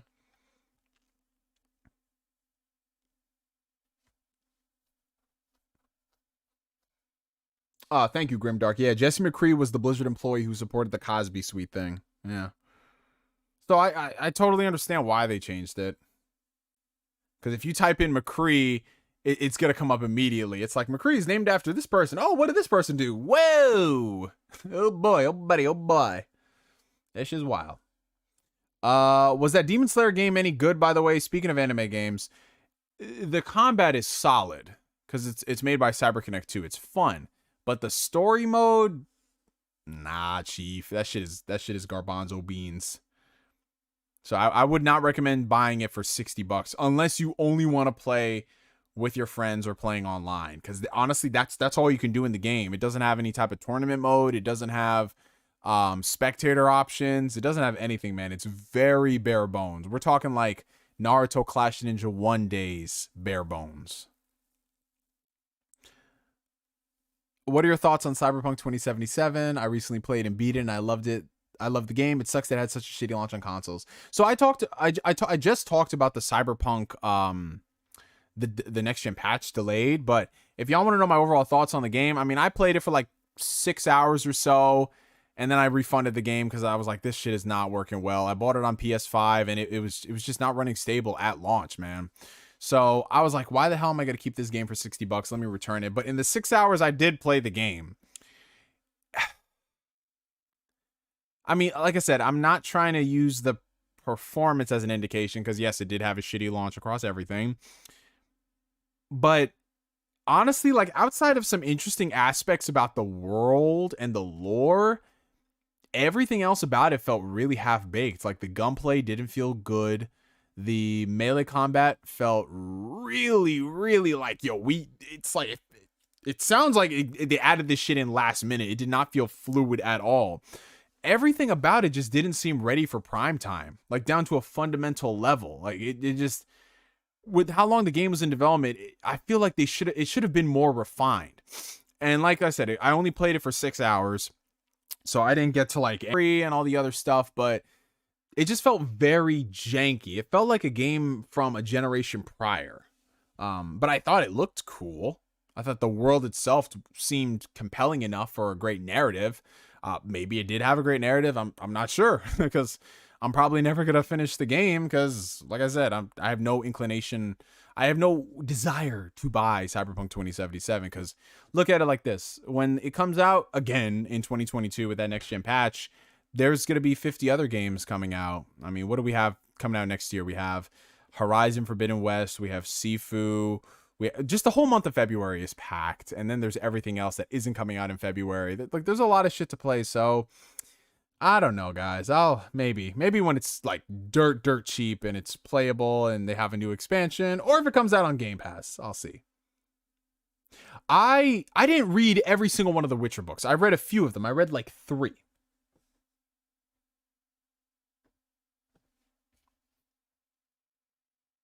It was a goal of mine to read every single one of them, but I just never got around to. But I read a few of them. Hold up. Let me pull this up. Because Witcher was one of the few books that I actually read on, like I read on not a Kindle, but I was reading it on my smartphone whenever I had downtime at work. Let me look up the books. What app did I use?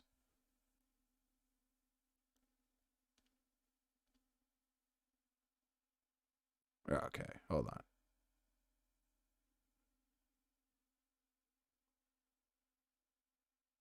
Okay, so damn, my reading order was weird. Okay, so I read half of the Witcher books. All right, so I read The Lady of the Lake, Sword of Destiny, and The Last Wish. Was that it? I feel like I read more, but I mean, that's what the app says. Okay. But yeah, I didn't read everything else on here, though. And I feel like I should. Because Lady of the Lake is, I want to say it's the last one. But I remember I'd gotten it for dirt cheap because it was on sale. And I was like, oh, great. Yeah, because I bought these years ago. Oh, here's the last one. Okay, so the last one I got for free, and that was on a different app. So yeah, technically I've read 4 of the Witcher books. The Witcher, Sword of Destiny, Last Wish, and Lady of the Lake. I screwed up that reading order. I know. I did. I realized that because you know what the funny thing is? Because like I said, I was just reading it and I was like, wow, this is really interesting stuff. I don't understand it, but I know it's different. Like, it all makes fucking sense now. Because this is back, I believe, in 2018.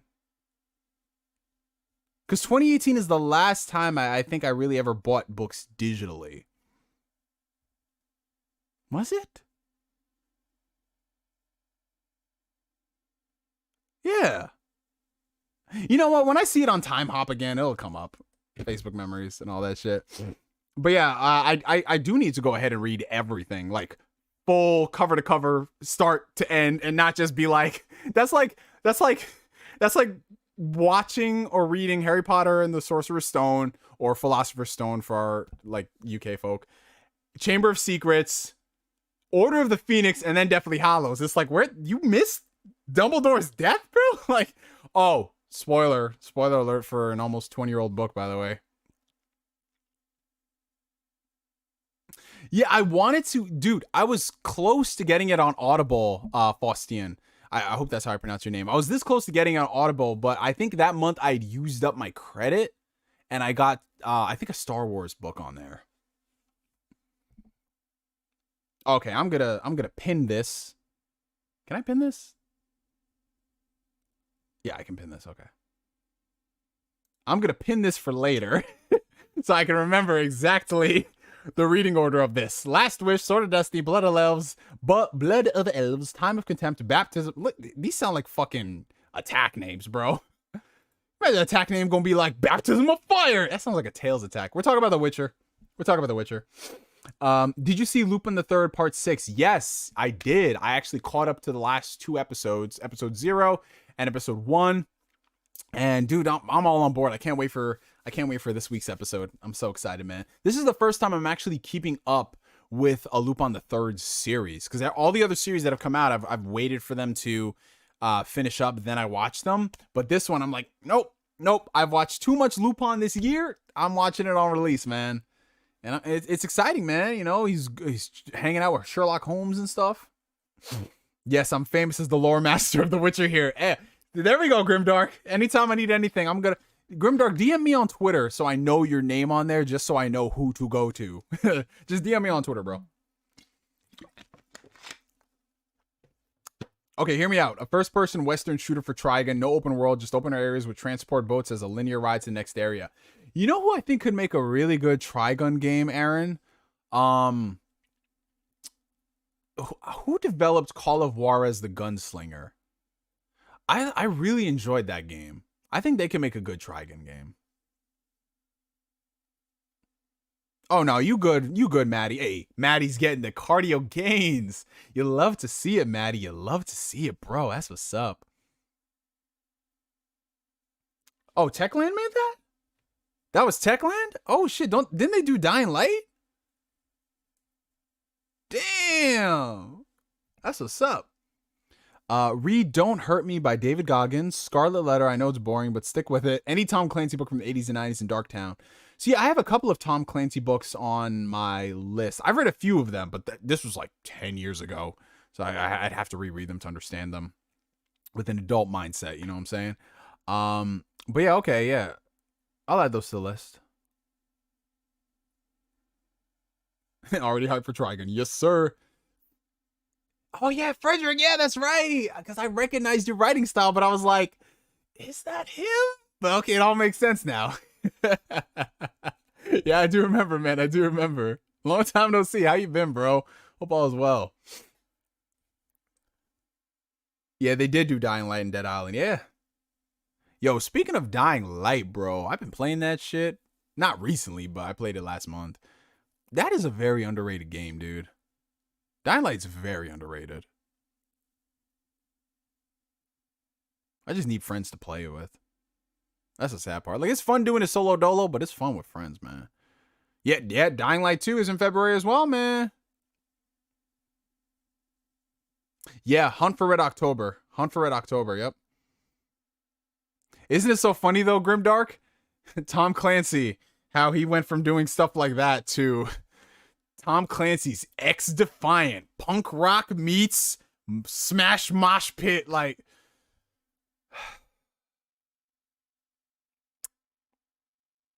How well, I mean, he passed away a couple years ago, but how the mighty have fallen, man.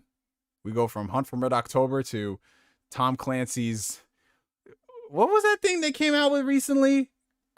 Was it like Ghost Recon something? I know everyone lit that shit up on fire. Tom Clancy's,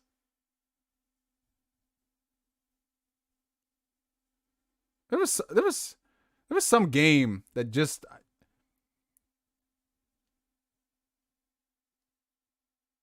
Ghost Recon Frontline. There, that's what it was. That thing. Yeah, I don't, wow, they did Farming Simulator as well. Holy shit. Talk about range. That's what I'm talking about, y'all. That's some range. Pickle Rick is in Rainbow Six Siege. Good lord, Hunt from Red October to that. Well, you're not a fan of Pickle Rick? Are you telling me that Pickle Rick is not the epitome of our society? This is truly society. Pickle Rick in Rainbow Six. But to be honest, though, I mean, the Rainbow Six from its inception to Rainbow Six now is not the same thing. Even Siege from its inception is not the same game now, bro. I don't know what it is, man, but they got to make everything colorful in every game. You know what's crazy? This is the weird thing, guys. Do you guys remember that period in time where every game was just brown, beige, dull looking?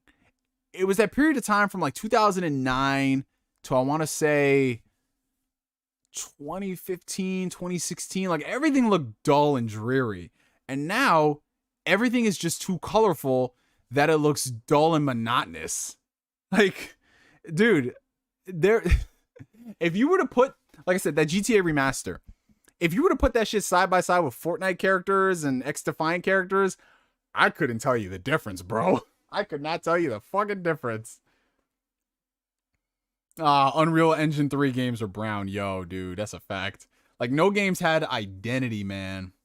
Yeah, I played Rainbow Six Vegas 2. That was the only, yeah, I didn't play too many Rainbow Six games, to be honest. I played Rainbow Six Vegas 2, and no, that was the only one. Because I got that shit on 360. I remember I was borrowing a game from my friend, and in his game, because he was one of those, all right, this is gonna sound crazy, but he was one of those people who he didn't care about like game boxes and shit. So whenever he bought a game, he would like leave a game in his console, and then we had another game, he would put that game on top of the console. And mind you, these are 360 games, not Blu-ray discs. So he would do that, and like the boxes, he would like either throw them away or just throw them around the place. He would never find it. So I remember he let me borrow, I think it was the first Gears of War. And in that box, it also had Rainbow Six Vegas 2. And I was like, oh, shit, man, Rainbow Six Vegas 2. Let's see what this is all about, bro. That was the weirdest experience of my damn life. Because that was around the time when I was getting into, you know, playing games online. Because, you know, I had 360. So this is like circa 2008, 2009. And I remember playing that shit online, and I was like, what am I doing?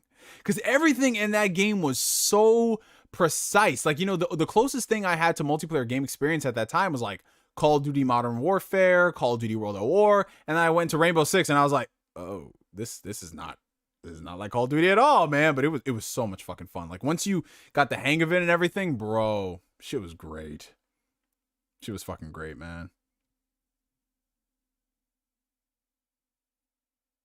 Yeah, niggas was ruthless on that game, bro. If you were bad, they let you know. That's a different era, man. Like, nowadays, everyone is just like, good job, team. Great job, everyone. And I get it. It's a game, have fun. But if we playing competitively and we have a limited amount of lives, we can't get no one on there as dead weight, man. Can't do that shit. Can't do that shit, bro.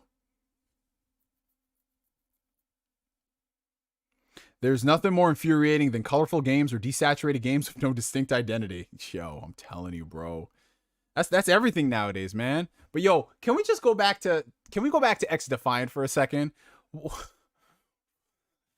Just the audacity, the caucasity of the caucasity of them to use Splinter Cell in that game without doing anything with Splinter Cell. That tears my soul in two.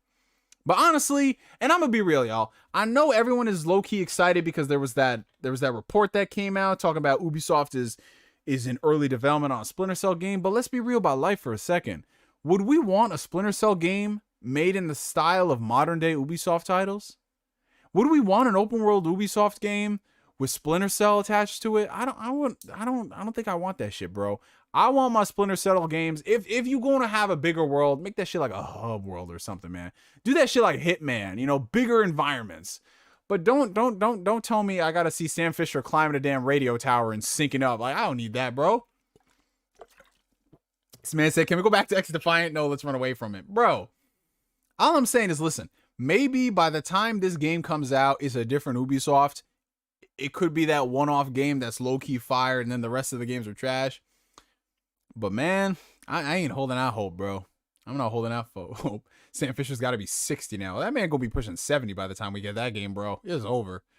Just go. Listen, all I can say is just play your Splinter Cell games, backwards compatibility on Xbox. Play that shit on PC. Go buy that collection on PS3. That's it, bro. That's Splinter Cell.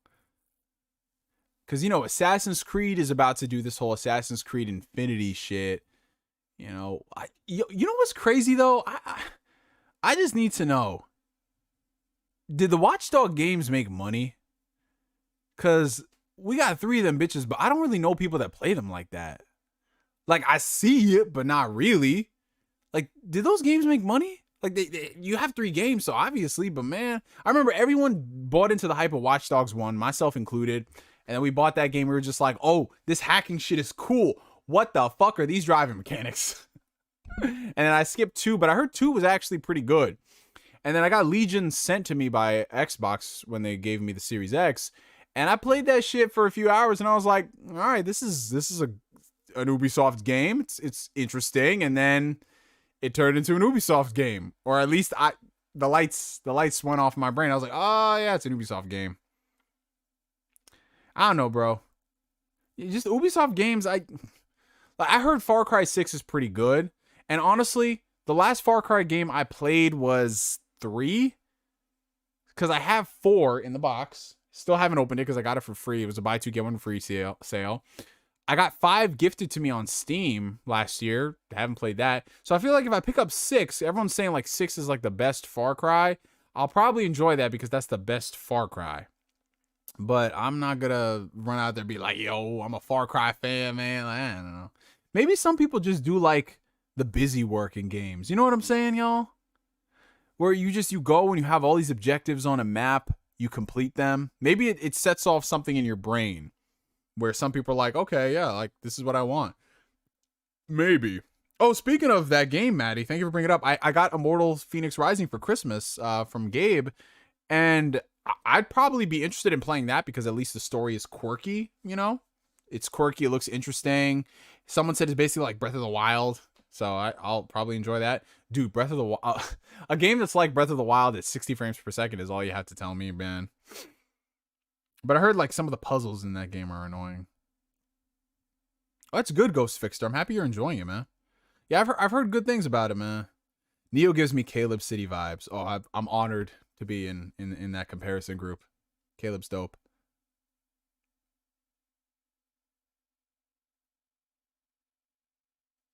The only problem with 2 is that it doesn't feel right using lethal weapons because the main character doesn't feel like a killer. You know what the crazy thing is? A lot of these, like Uncharted, for example, that's the weirdest thing. Like, it's so weird because Nathan Drake is, technically speaking, a mass murderer, even though they're trying to kill him. But isn't that so strange? Like, are there any, I don't know, man. It's weird. Because, like, Drake is just a regular dude. Like, he's not an assassin. He's not anything. He's just gunning down these dudes. Mind you, it's self-defense. You don't start those fights. But it's so crazy, man. It's so fucking crazy.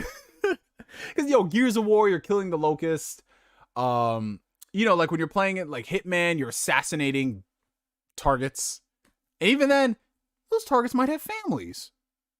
But they're you gotta assassinate them either way. Fuzzy Belvedere, my guy. What's going on, brother? Wagwan. How you doing, Fuzz? The Fuzz man. Yeah, we was just talking about Ubisoft games, bruh. Hey, Fuzzy Belvedere, do you have faith in Ubisoft with this Splinter Cell game that they're potentially working on? I need your take on this, bro. Neo, are modern looter games cursed to never launch in a complete state, content-wise, performance? The answer to that, Aaron, is, I mean, just look around. That's it, bro. Because that's where gaming's going, bro. Everything is a games as a service. Everything is, we'll just release a shell, and then we'll add pieces to that shell as time goes on. And nothing is really going to change until people stop playing these games. But the problem is, these games make a lot of money. A shit ton of money. A shit ton of money. So there's no incentive for them to launch games feature complete, for them to launch games with stable performance. It's an unfortunate reality until people start speaking up about it. But I will say, do you guys, I want to pose this question to you guys in the chat. Do you guys think that we're on the cusp of the proverbial bubble of free-to-play games, games as a service, those kind of games? Do you think we're on the cusp of that bubble being ready to burst? Because as we've seen in the past couple of years, there's so many players in the game trying to get the next Fortnite, the next Rainbow Six, and not all of them do well. Do you think it's going to come to the point where at some point some people just say, fuck this, I'm done with the genre? Because I know you're still going to have your big games. You're going to have your Destinies. You're going to have your Fortnites. You're going to have those kind of games. But I don't know, man. I feel like we're due. I hate to say this, but I feel like we're due for the bubble to burst. Because you start seeing that shit incorporated into some other games. Like single-player focused games, they add these mechanics. And I'm like, did you really need this in the game? You know, I really want to get into that Divinity game, Grimdark. I really want to get into that shit. It's on my list. But the problem with my list is that I always play a lot of RPGs, so they take up so much time that I can't dive into it. But I've heard excellent things about the latest Divinity game. Nah, the bubble's going to keep going. Greed drives the market, and people will continue to pour money into these companies. Yeah, that's true. I mean, like, look at 2K. 2K... FIFA, well, FIFA and EA, they got a sour relationship now, but you know what the thing is? Unless the casuals rise up, I don't think that those games are going to go anywhere, because the casuals are the ones who are supporting all these games when you think about it. Like, all of us here posing these questions, we contribute so little by comparison. What are your thoughts on the Bloodborne rumors? The same thoughts as all the other Bloodborne rumors that we got last week and the week before that. I'll believe it when I see it. That's it, man. Like, everybody and their mama coming up here saying Bloodborne PC, Bloodborne 2. I'll believe it when I see it. That's it, man. That's it, bro.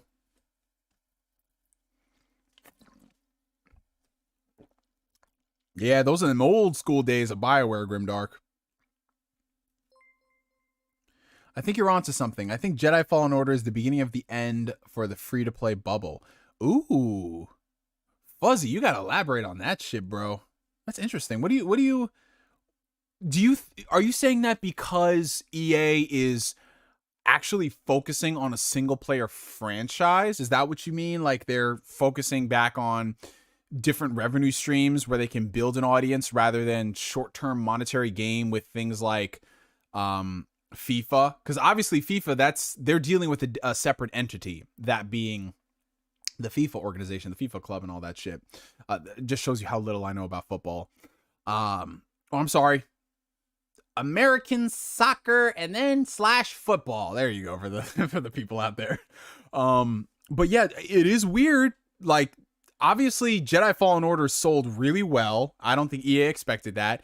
A lot of Star Wars fans bought it, but a lot of gamers bought it. So I think that if we start seeing more, and Dead Space is coming back too, it's a sign. Star Wars Squadrons was good. So we'll see, man. Are you gonna stream the Xbox anniversary event? I was thinking about it, but I don't know. Like, maybe I'll see what I'm doing that day. I'm not like, oh, I need to stream it because they might show off something. But what is it, the 15th? Monday? Yeah, I'll probably stream it. Yeah, why not? Fuck it. I'll hang out with you guys. Sam Maggs and that Mass Effect Andromeda writer on the KOTOR remake really kills my interest. Yeah, bro, that's what concerns me as well. But at the same time, I just take a wait and see approach to everything, so we'll see how it's done. Honestly, they don't really need to update the KOTOR script that much, because bro, I went back and because I was testing it when I got the Series X.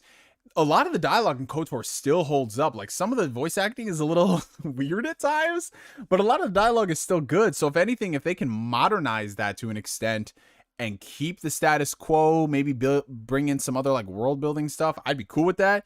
But we'll have to see. Like, if the writing is as bad as Andromeda, that, oh my god, dude. Mass Effect Andromeda, I think, is one of the few games that I just will not play, because everything I've seen of that game just looks so unappealing and uninviting. 279 super chat coming in from Leon. Will there be a Devil May Cry 6 or Resident Evil 4 remake? So he's asking, will there be a Devil May Cry 6 or Resident Evil 4 remake? So yeah, honestly, I think both of those are in development right now. Devil May Cry 5 was such a huge success for Capcom, and Capcom needs all the wins that they can get. Monster Hunter's doing really well. Resident Evil's been doing well. The new games, the remakes. And yeah, I think it's just a matter of when rather than if. So give it some time and we'll see them. The Resident Evil 4 remake, though, I mean, if you believe rumors, because like I said, keep rumors as is, grain of salt and all that jazz. There was a rumor going around that the Resident Evil 4 remake was going to be developed by the Resident Evil 3 remake team. And then when Capcom saw the reception to Resident Evil 3 remake, they were like, "Oh no. Let's let's not do this. Let's give this to the Resident Evil 2 remake team," or something like that. Like that's what it was. Like I said, don't take that as confirmation, but that was a running thing going around for a while. Marissa, my sister, how you doing? How you doing? Shout out to Marissa. That's my Facebook homie right there. How you doing, girl? Back on point to what we were talking about. Yeah, so I mean, we'll just have to see, man. That's what I say about a lot of things, you know?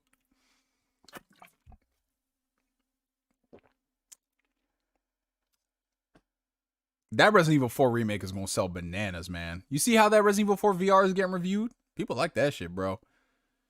That RE engine. Yo, you know what the crazy thing about the RE engine? Let's be real. Let's be real for a second, y'all. Who thought that the RE engine stood for the Resident Evil engine?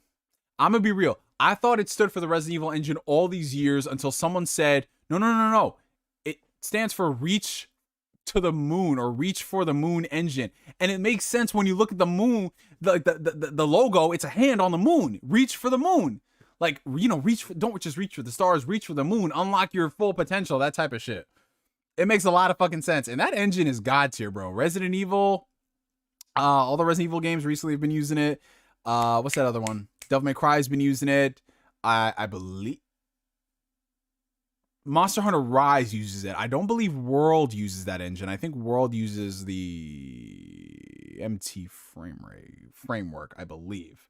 I think. Don't quote me on that.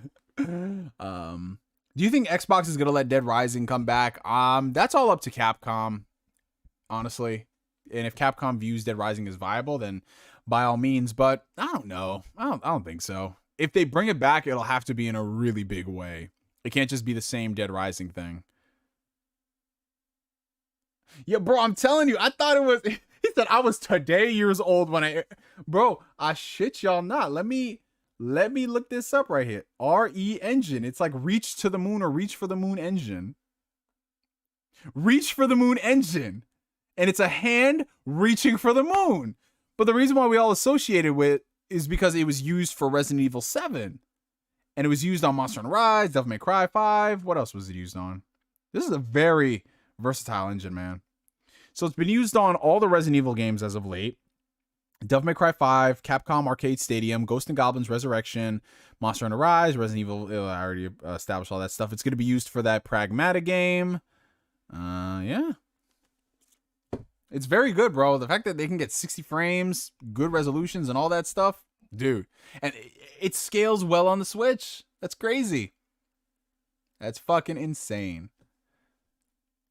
Yeah, you know what the thing is? I really want to play Resident Evil 4 VR, but I don't have a VR unit, and that's because I don't know if it's just me, you guys, but I don't know how people with glasses play VR.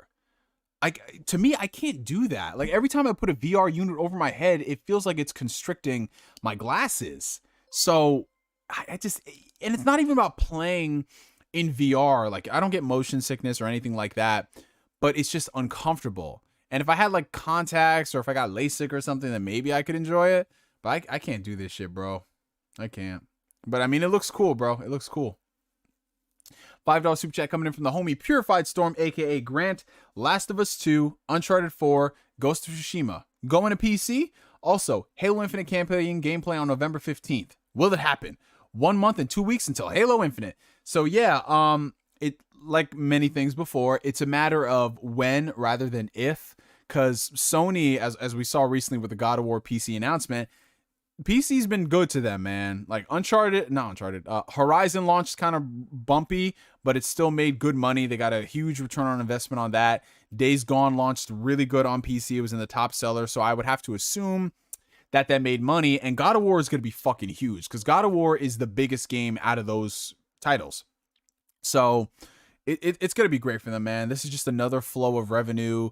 There's going to be people who bought it on PlayStation who are going to double dip on PC. And I mean, this is what it is, man. I mean, I love the fact that those games are on PC because that is true preservation. True preservation. No matter if the Steam store goes down, you'll still be able to get those games. Y'all know what I'm saying. Whereas on consoles, I mean, now, yeah, they're doing a much better job, but it's nothing compared to PC, man. Because all you got to do is sail the high seas, and you can gain access to anything at times. But support your games, people. Support your games. Support the developers. But yeah, honestly, I think they're going to be releasing them probably every couple of months just to gain momentum. So you had Horizon in 2020. You had Days Gone this year in 2021. And then you have God of War PC next year. I wouldn't be surprised if we see... I don't know. I'm hesitant to like name what titles are going to come out when, but we have the Uncharted collection coming out next year as well. But I think there's going to be another title in addition to that. I just don't know what, though. Maybe. Because the thing is, I feel like if they wanted to launch The Last of Us on PC, they'd want to launch the new version, the one that they're apparently working on, the remake of the first game. I could see them launching that. If we're talking about day and date stuff, I could see that launching day and date with the PS5 and the PC. But yeah, going forward, PlayStation, I think when we're not going to see every exclusive go day and date, at least not for the first few years. But if it's because, you know, PlayStation's getting big into multiplayer games now. They formed the new studios. Like, was it Firewalk Studio? There's Fire Sprite Studio. There's a bunch of all these other studios working on multiplayer games. And I think that if they are going to be releasing games day and date, it's going to be those multiplayer games, because that way you have such it's a huge install base on PC. And, you know, all the biggest multiplayer games are supported heavily on PC. So Microsoft was very smart to launch Halo Infinite day and date on PC. That audience is right there ready for the game.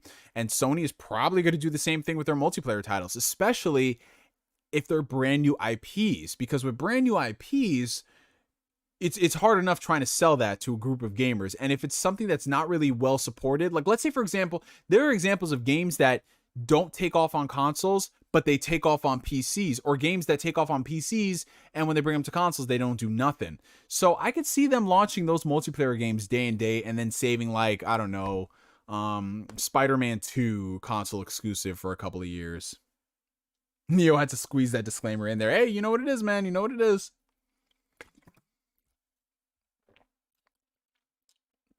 But yeah, Halo Infinite, I honestly, with Halo Infinite coming out in December, the last chance that they would ever have to show that campaign and get people talking would be at that Xbox anniversary event grant. So I think it is going to be shown there. And then we have a 279 super chat from Leon again. RE Engine, reach to the booty. Yo, listen, man. I'm telling you, bro. Is it horny hours already? It is 8:43 p.m. right now. I did not think we are going into horny hours so early on the stream, y'all. I mean, that's about to be me in like 2 hours, but you know, it is what it is. Yo, you tried out that new Demon Slayer game? Yeah, Shannon, unfortunately I did, man. But I didn't buy it, bro. My boy Game shared it with me. And it's a fun fighting game. It's fun, it's cool, it's pretty. But that story mode, bro, don't be don't be messing with that shit, bruh. Oh, dude, that bro, you know what's so funny, Grimdark, about the whole God of War Ragnarok discussion? It's so funny how you got all these people coming out the woodwork talking about accuracy to Norse mythology and all that stuff. And I'm like, all of y'all just got exposed on Thor and what you thought Thor would look like. And now you're complaining about all this shit. And it's just so fucking weird, bro. Like, every single adaptation that we've seen of Norse mythology has always made drastic changes. Because that's just, it is what it is, man. Every time they do something, it just changes. But yeah, people want it to be like 100% accurate. I'm just like, bro, what's the shit that you enjoy? And then you see the shit that they enjoy and you're like, bro, that's not accurate at all. People are different, bro. I mean, Grimdark, we know, I'm not going to say it, but we know why they're pitching a fit. We know why they're pitching a fit. Hashtag facts. Yeah. Yeah, man. I mean, listen, I don't take shit seriously like that. Like, when someone coming in here, that was the weirdest thing I ever saw, bro. I was like, yo, people like Grimdark is someone who I talk about mythology and lore and all that stuff, because Grimdark has a great understanding of these things. But when I see these random Joe Schmoes coming out here, Joe Schmoes. When I see these random dudes coming in this chat talk about this shit's not accurate, I'm like, bro, what? Do you know what Loki is? Do y'all know the shit that Loki did? Y'all don't know about that shit. Preach it, Asbel. Preach it. Yeah, Aaron. Nier Replicant is a great Nier game, but it shows its age in a lot of ways. It's definitely worth playing, but after going through Nier Automata, you're very spoiled. Or, I'm sorry, Nier Tomato Bisque. There we go. That's my favorite game. And if y'all haven't already, make sure y'all play Nier Automata. It's on Game Pass for consoles. It's on Game Pass for PC. It's on PlayStation. Please play Nier Automata. It's one of the greatest games of all time. Oh, you love to see it since it exposes the racist? Yeah, as well. You know, but I'm very nice right now. I'm very nice for tonight. I don't got the rant energy in here. Well, I had that rant energy for the Uncharted trailer, but other than that, I'm good. This is a wholesome Christian YouTube chat. All these Joe McBlows. I like that. Trav. It's like Joe McBlows. Like, there was some BBC show that had a black ambling race swapping a white English queen. Sounds absurd. That's more tokenization, not representation. Yeah, I mean, and that's the line that has to be drawn. Like, honestly, when they tell stories about periods in time where there's not really black people or something like that, like if it's like historically accurate and that's what they're going for, then I totally understand. Well, obviously there's not going to be black people here or brown people or whatever. That's the story to be told. But if it's something that's like high fantasy or medieval or something very different, I don't care. Put anyone in there, man. Like, fuck it. You know what I'm saying? Like, that's where I stand on it.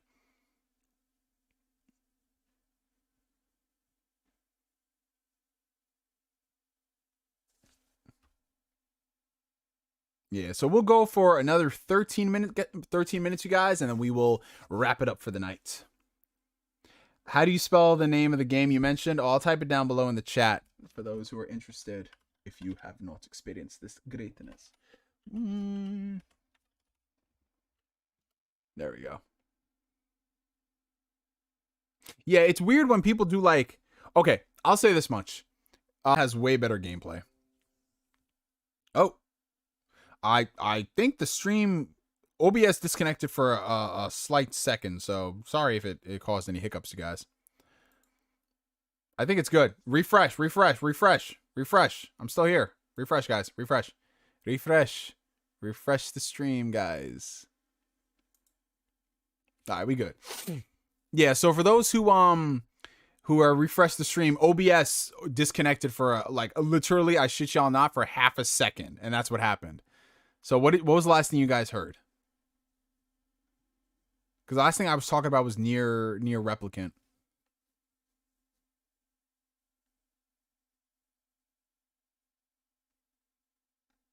What did you guys hear? What was the last thing y'all heard?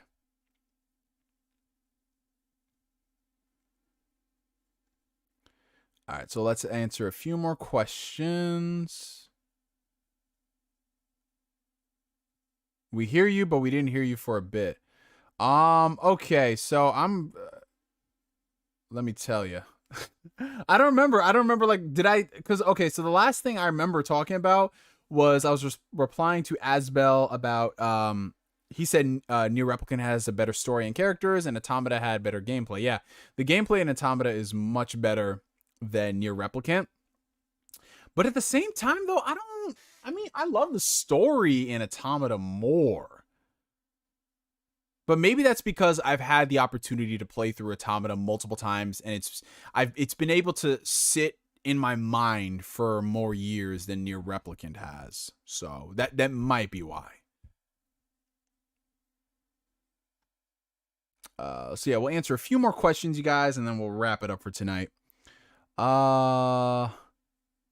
Y'all ever think Persona 5 will come to Switch? I mean, if Atlas is smart, they'll port Persona 5 to PC and Xbox. But like I said, Atlas is one of those companies where you have to literally show them instead of them taking a risk. So when they ported Persona 4 to PC, and I'll never forget the reaction, they were like, "We are so surprised that Persona 4 sold so well on PC." It's like, yeah, it has nothing to do with the fact that Persona 4 has been the top of everyone's list for games to be ported. You know, it has nothing to do with that. So, fingers crossed. I mean, if they're smart, they'll port it to everything. What do you think of the Eternals? If we're talking about the Eternals movie itself, or the characters themselves, I mean, I don't know too much about the Eternals characters in terms of Marvel Comics. I mean, I know of them. I know the basic general idea and understanding, because, you know, you hear about that. I mean, you read about that shit when you go through comics, and you just know them by association and some stuff that happens. But I'm really excited for the movie, specifically because I'm a big fan of the director, Chloe Zhao, and I love her work. So when I found out that she was doing a Marvel movie and she says that this is going to be a different kind of movie, I was very excited. And from everything I've seen, it does not look like a typical Marvel movie, which is great because, I mean, let's be honest. The Marvel movies are fun, but they definitely do have a template. And sometimes that template can leave you wanting more. They can be serviceable at best at times, really good and have a major payoff like with Avengers Endgame.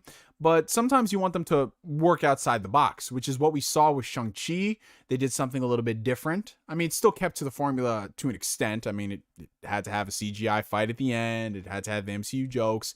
But they told a really good story, a straight up wuxia story, which was awesome.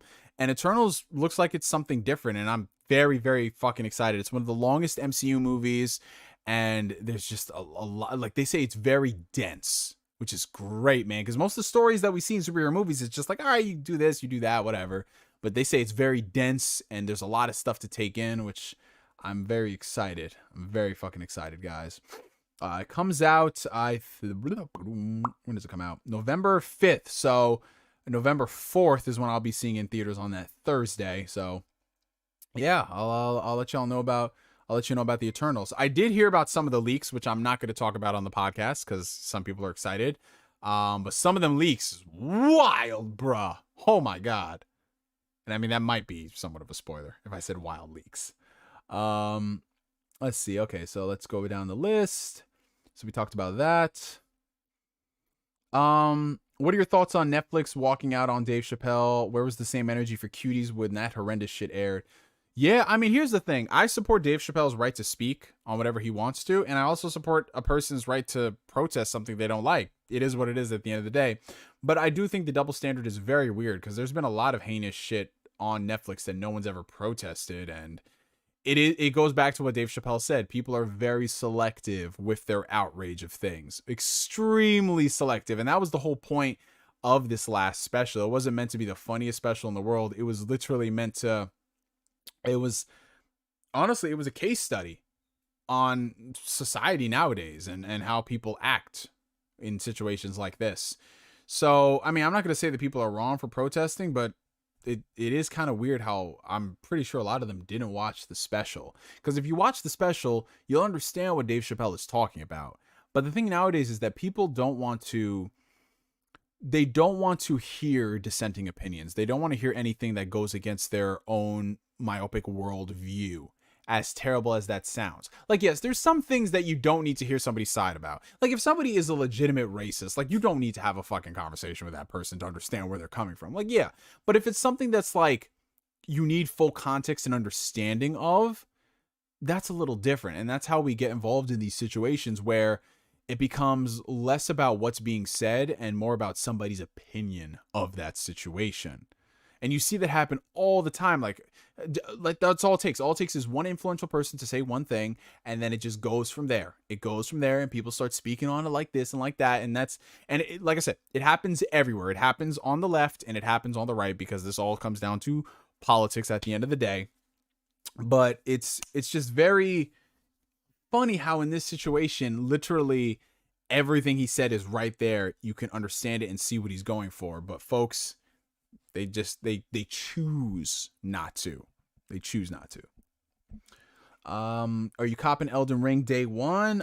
Most likely I will, because the more and more I see about it, I get excited. But knowing me in Souls games, I don't cop them day one. Well, Bloodborne I copped to day one, but everything else I've always just waited because I've always had other things to play. Like, I like Souls games, but it's not my cup of tea in the sense that I'll show up there day one like a Persona. But Elden Ring looks really solid, so it might be a cop. Did you expect to see San Andreas on Game Pass day one? No, I didn't, man. Especially with how 2K was talking about how, yeah, Game Pass doesn't fit our model. I was surprised to see that there. And also I'm surprised that, and this is the weird thing, San Andreas is on Game Pass day one, but you can't buy GTA San Andreas standalone, which that's just Take-Two, man. That's Take-Two. They're being very sneaky. It's like, oh, you really enjoyed the GTA San Andreas on Game Pass? Well, if you want to own that game and more, buy this collection for $60. But let's just say you're one of those people that prefer GTA 3 over Vice City, or you want Vice City and you don't care about the other two. You still got to buy that collection, which fucking sucks. Oh, my man Grimdark, he's all there. He's degreed the fuck up with his history and his lore. If I'm ever doing anything, like let's say for example I become a director or something, Grimdark, you are the first person I am consulting. Like, you'll have that consultation credit in the movie credits. Literally, it's just like anytime I need something, I'll be like, hey yo, Grimdark, what up? Neo, let's do a podcast soon. We definitely got to do one, Adrian. It's been quite some time. It's just my schedule on the nights you usually do Blue Rupees has always been like, I've always been busy those nights. But we gonna set something up definitely, bruh. $2 super chat from Blue Senshi. GTA 6 ain't coming out until 2099. And then $2 for Trapped on My Site. GTA 6 isn't coming out till 69.69. Nice. Yo, GTA 6, bro. That game is a 2025 title, man. You know what's gonna kill me? That means that we ain't getting GTA 7 until like 2035. Bro, oh my God. Because they're building the foundation and the groundwork for the next 10 years of GTA. Oh my God, we might not even get a GTA 7. We might get GTA story expansions in GTA Online, the nightmare will never fucking end. The nightmare will never fucking end, you guys. Oh my lord. In 2025, I'm gonna be... Oh my god. Bro, I'm gonna be in my 40s. I'm gonna be in my 40s still waiting for GTA 7. Oh my god. Jesus Christ. Alrighty. And I think that's about it. That's about everything that I wanted to talk about. Okay. Last question. This will be the last question of the night, y'all, before we gotta go. Have you heard the rumors of the Planet Hulk movie? Yeah, so there are rumors circulating that Marvel is getting ready to start rolling cameras on Planet Hulk. That's been the rumor festering for the past couple days. And okay, I'm gonna humor this rumor for a second because it is what it is. Whatever, rumors come out every other day. I don't care, man. Because the time in which we should have been getting these really good Hulk stories, it's over and done with, bro.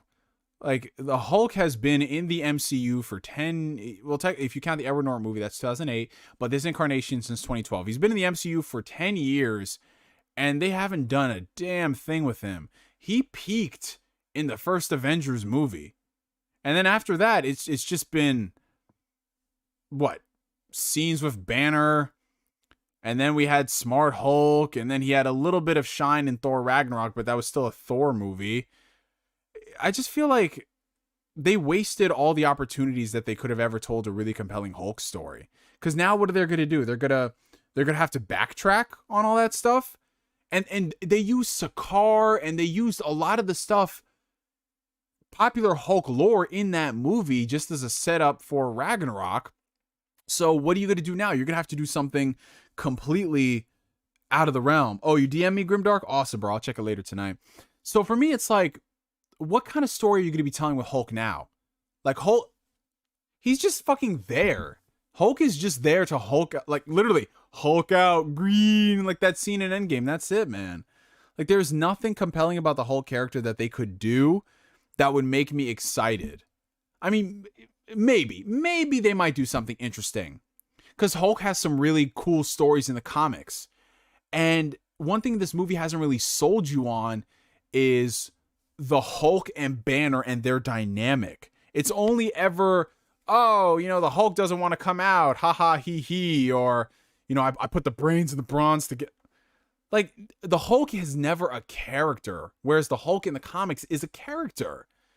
And I just honestly think that the ship has sailed for telling these stories, because now there's way more compelling characters to be shown off in the MCU. And we have a She-Hulk story coming out, which I assume is going to be more interesting than what's going on with Hulk now.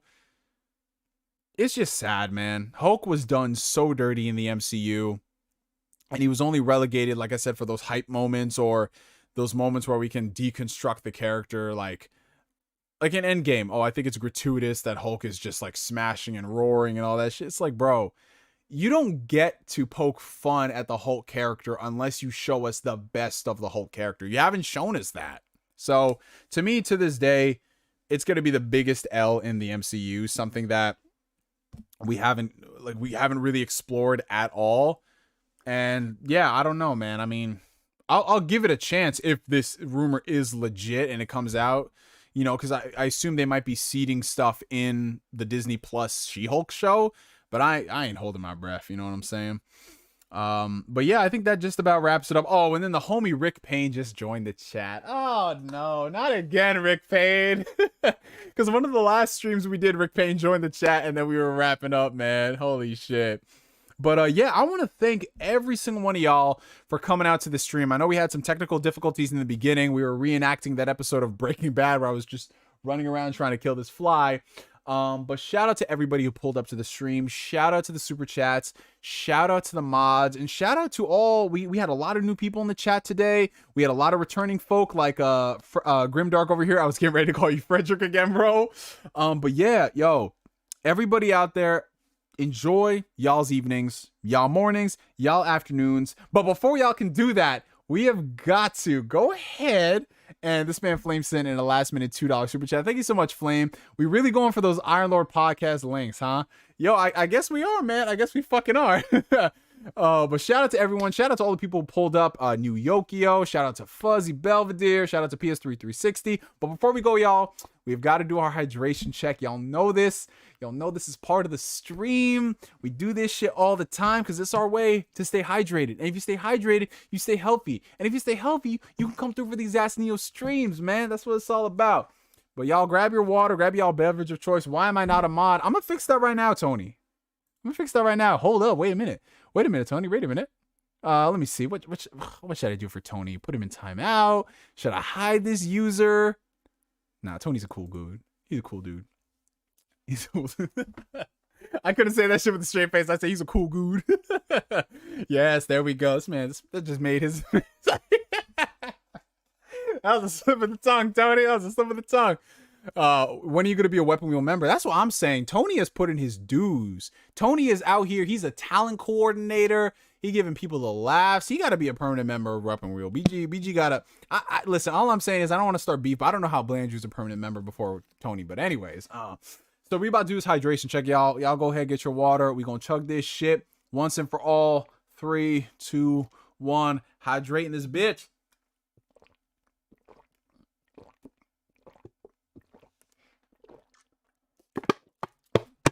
And now, I'm about to go get up in a bitch. Anyways, for media for now, y'all, my name is NGS signing out. And like always, I will catch you guys later.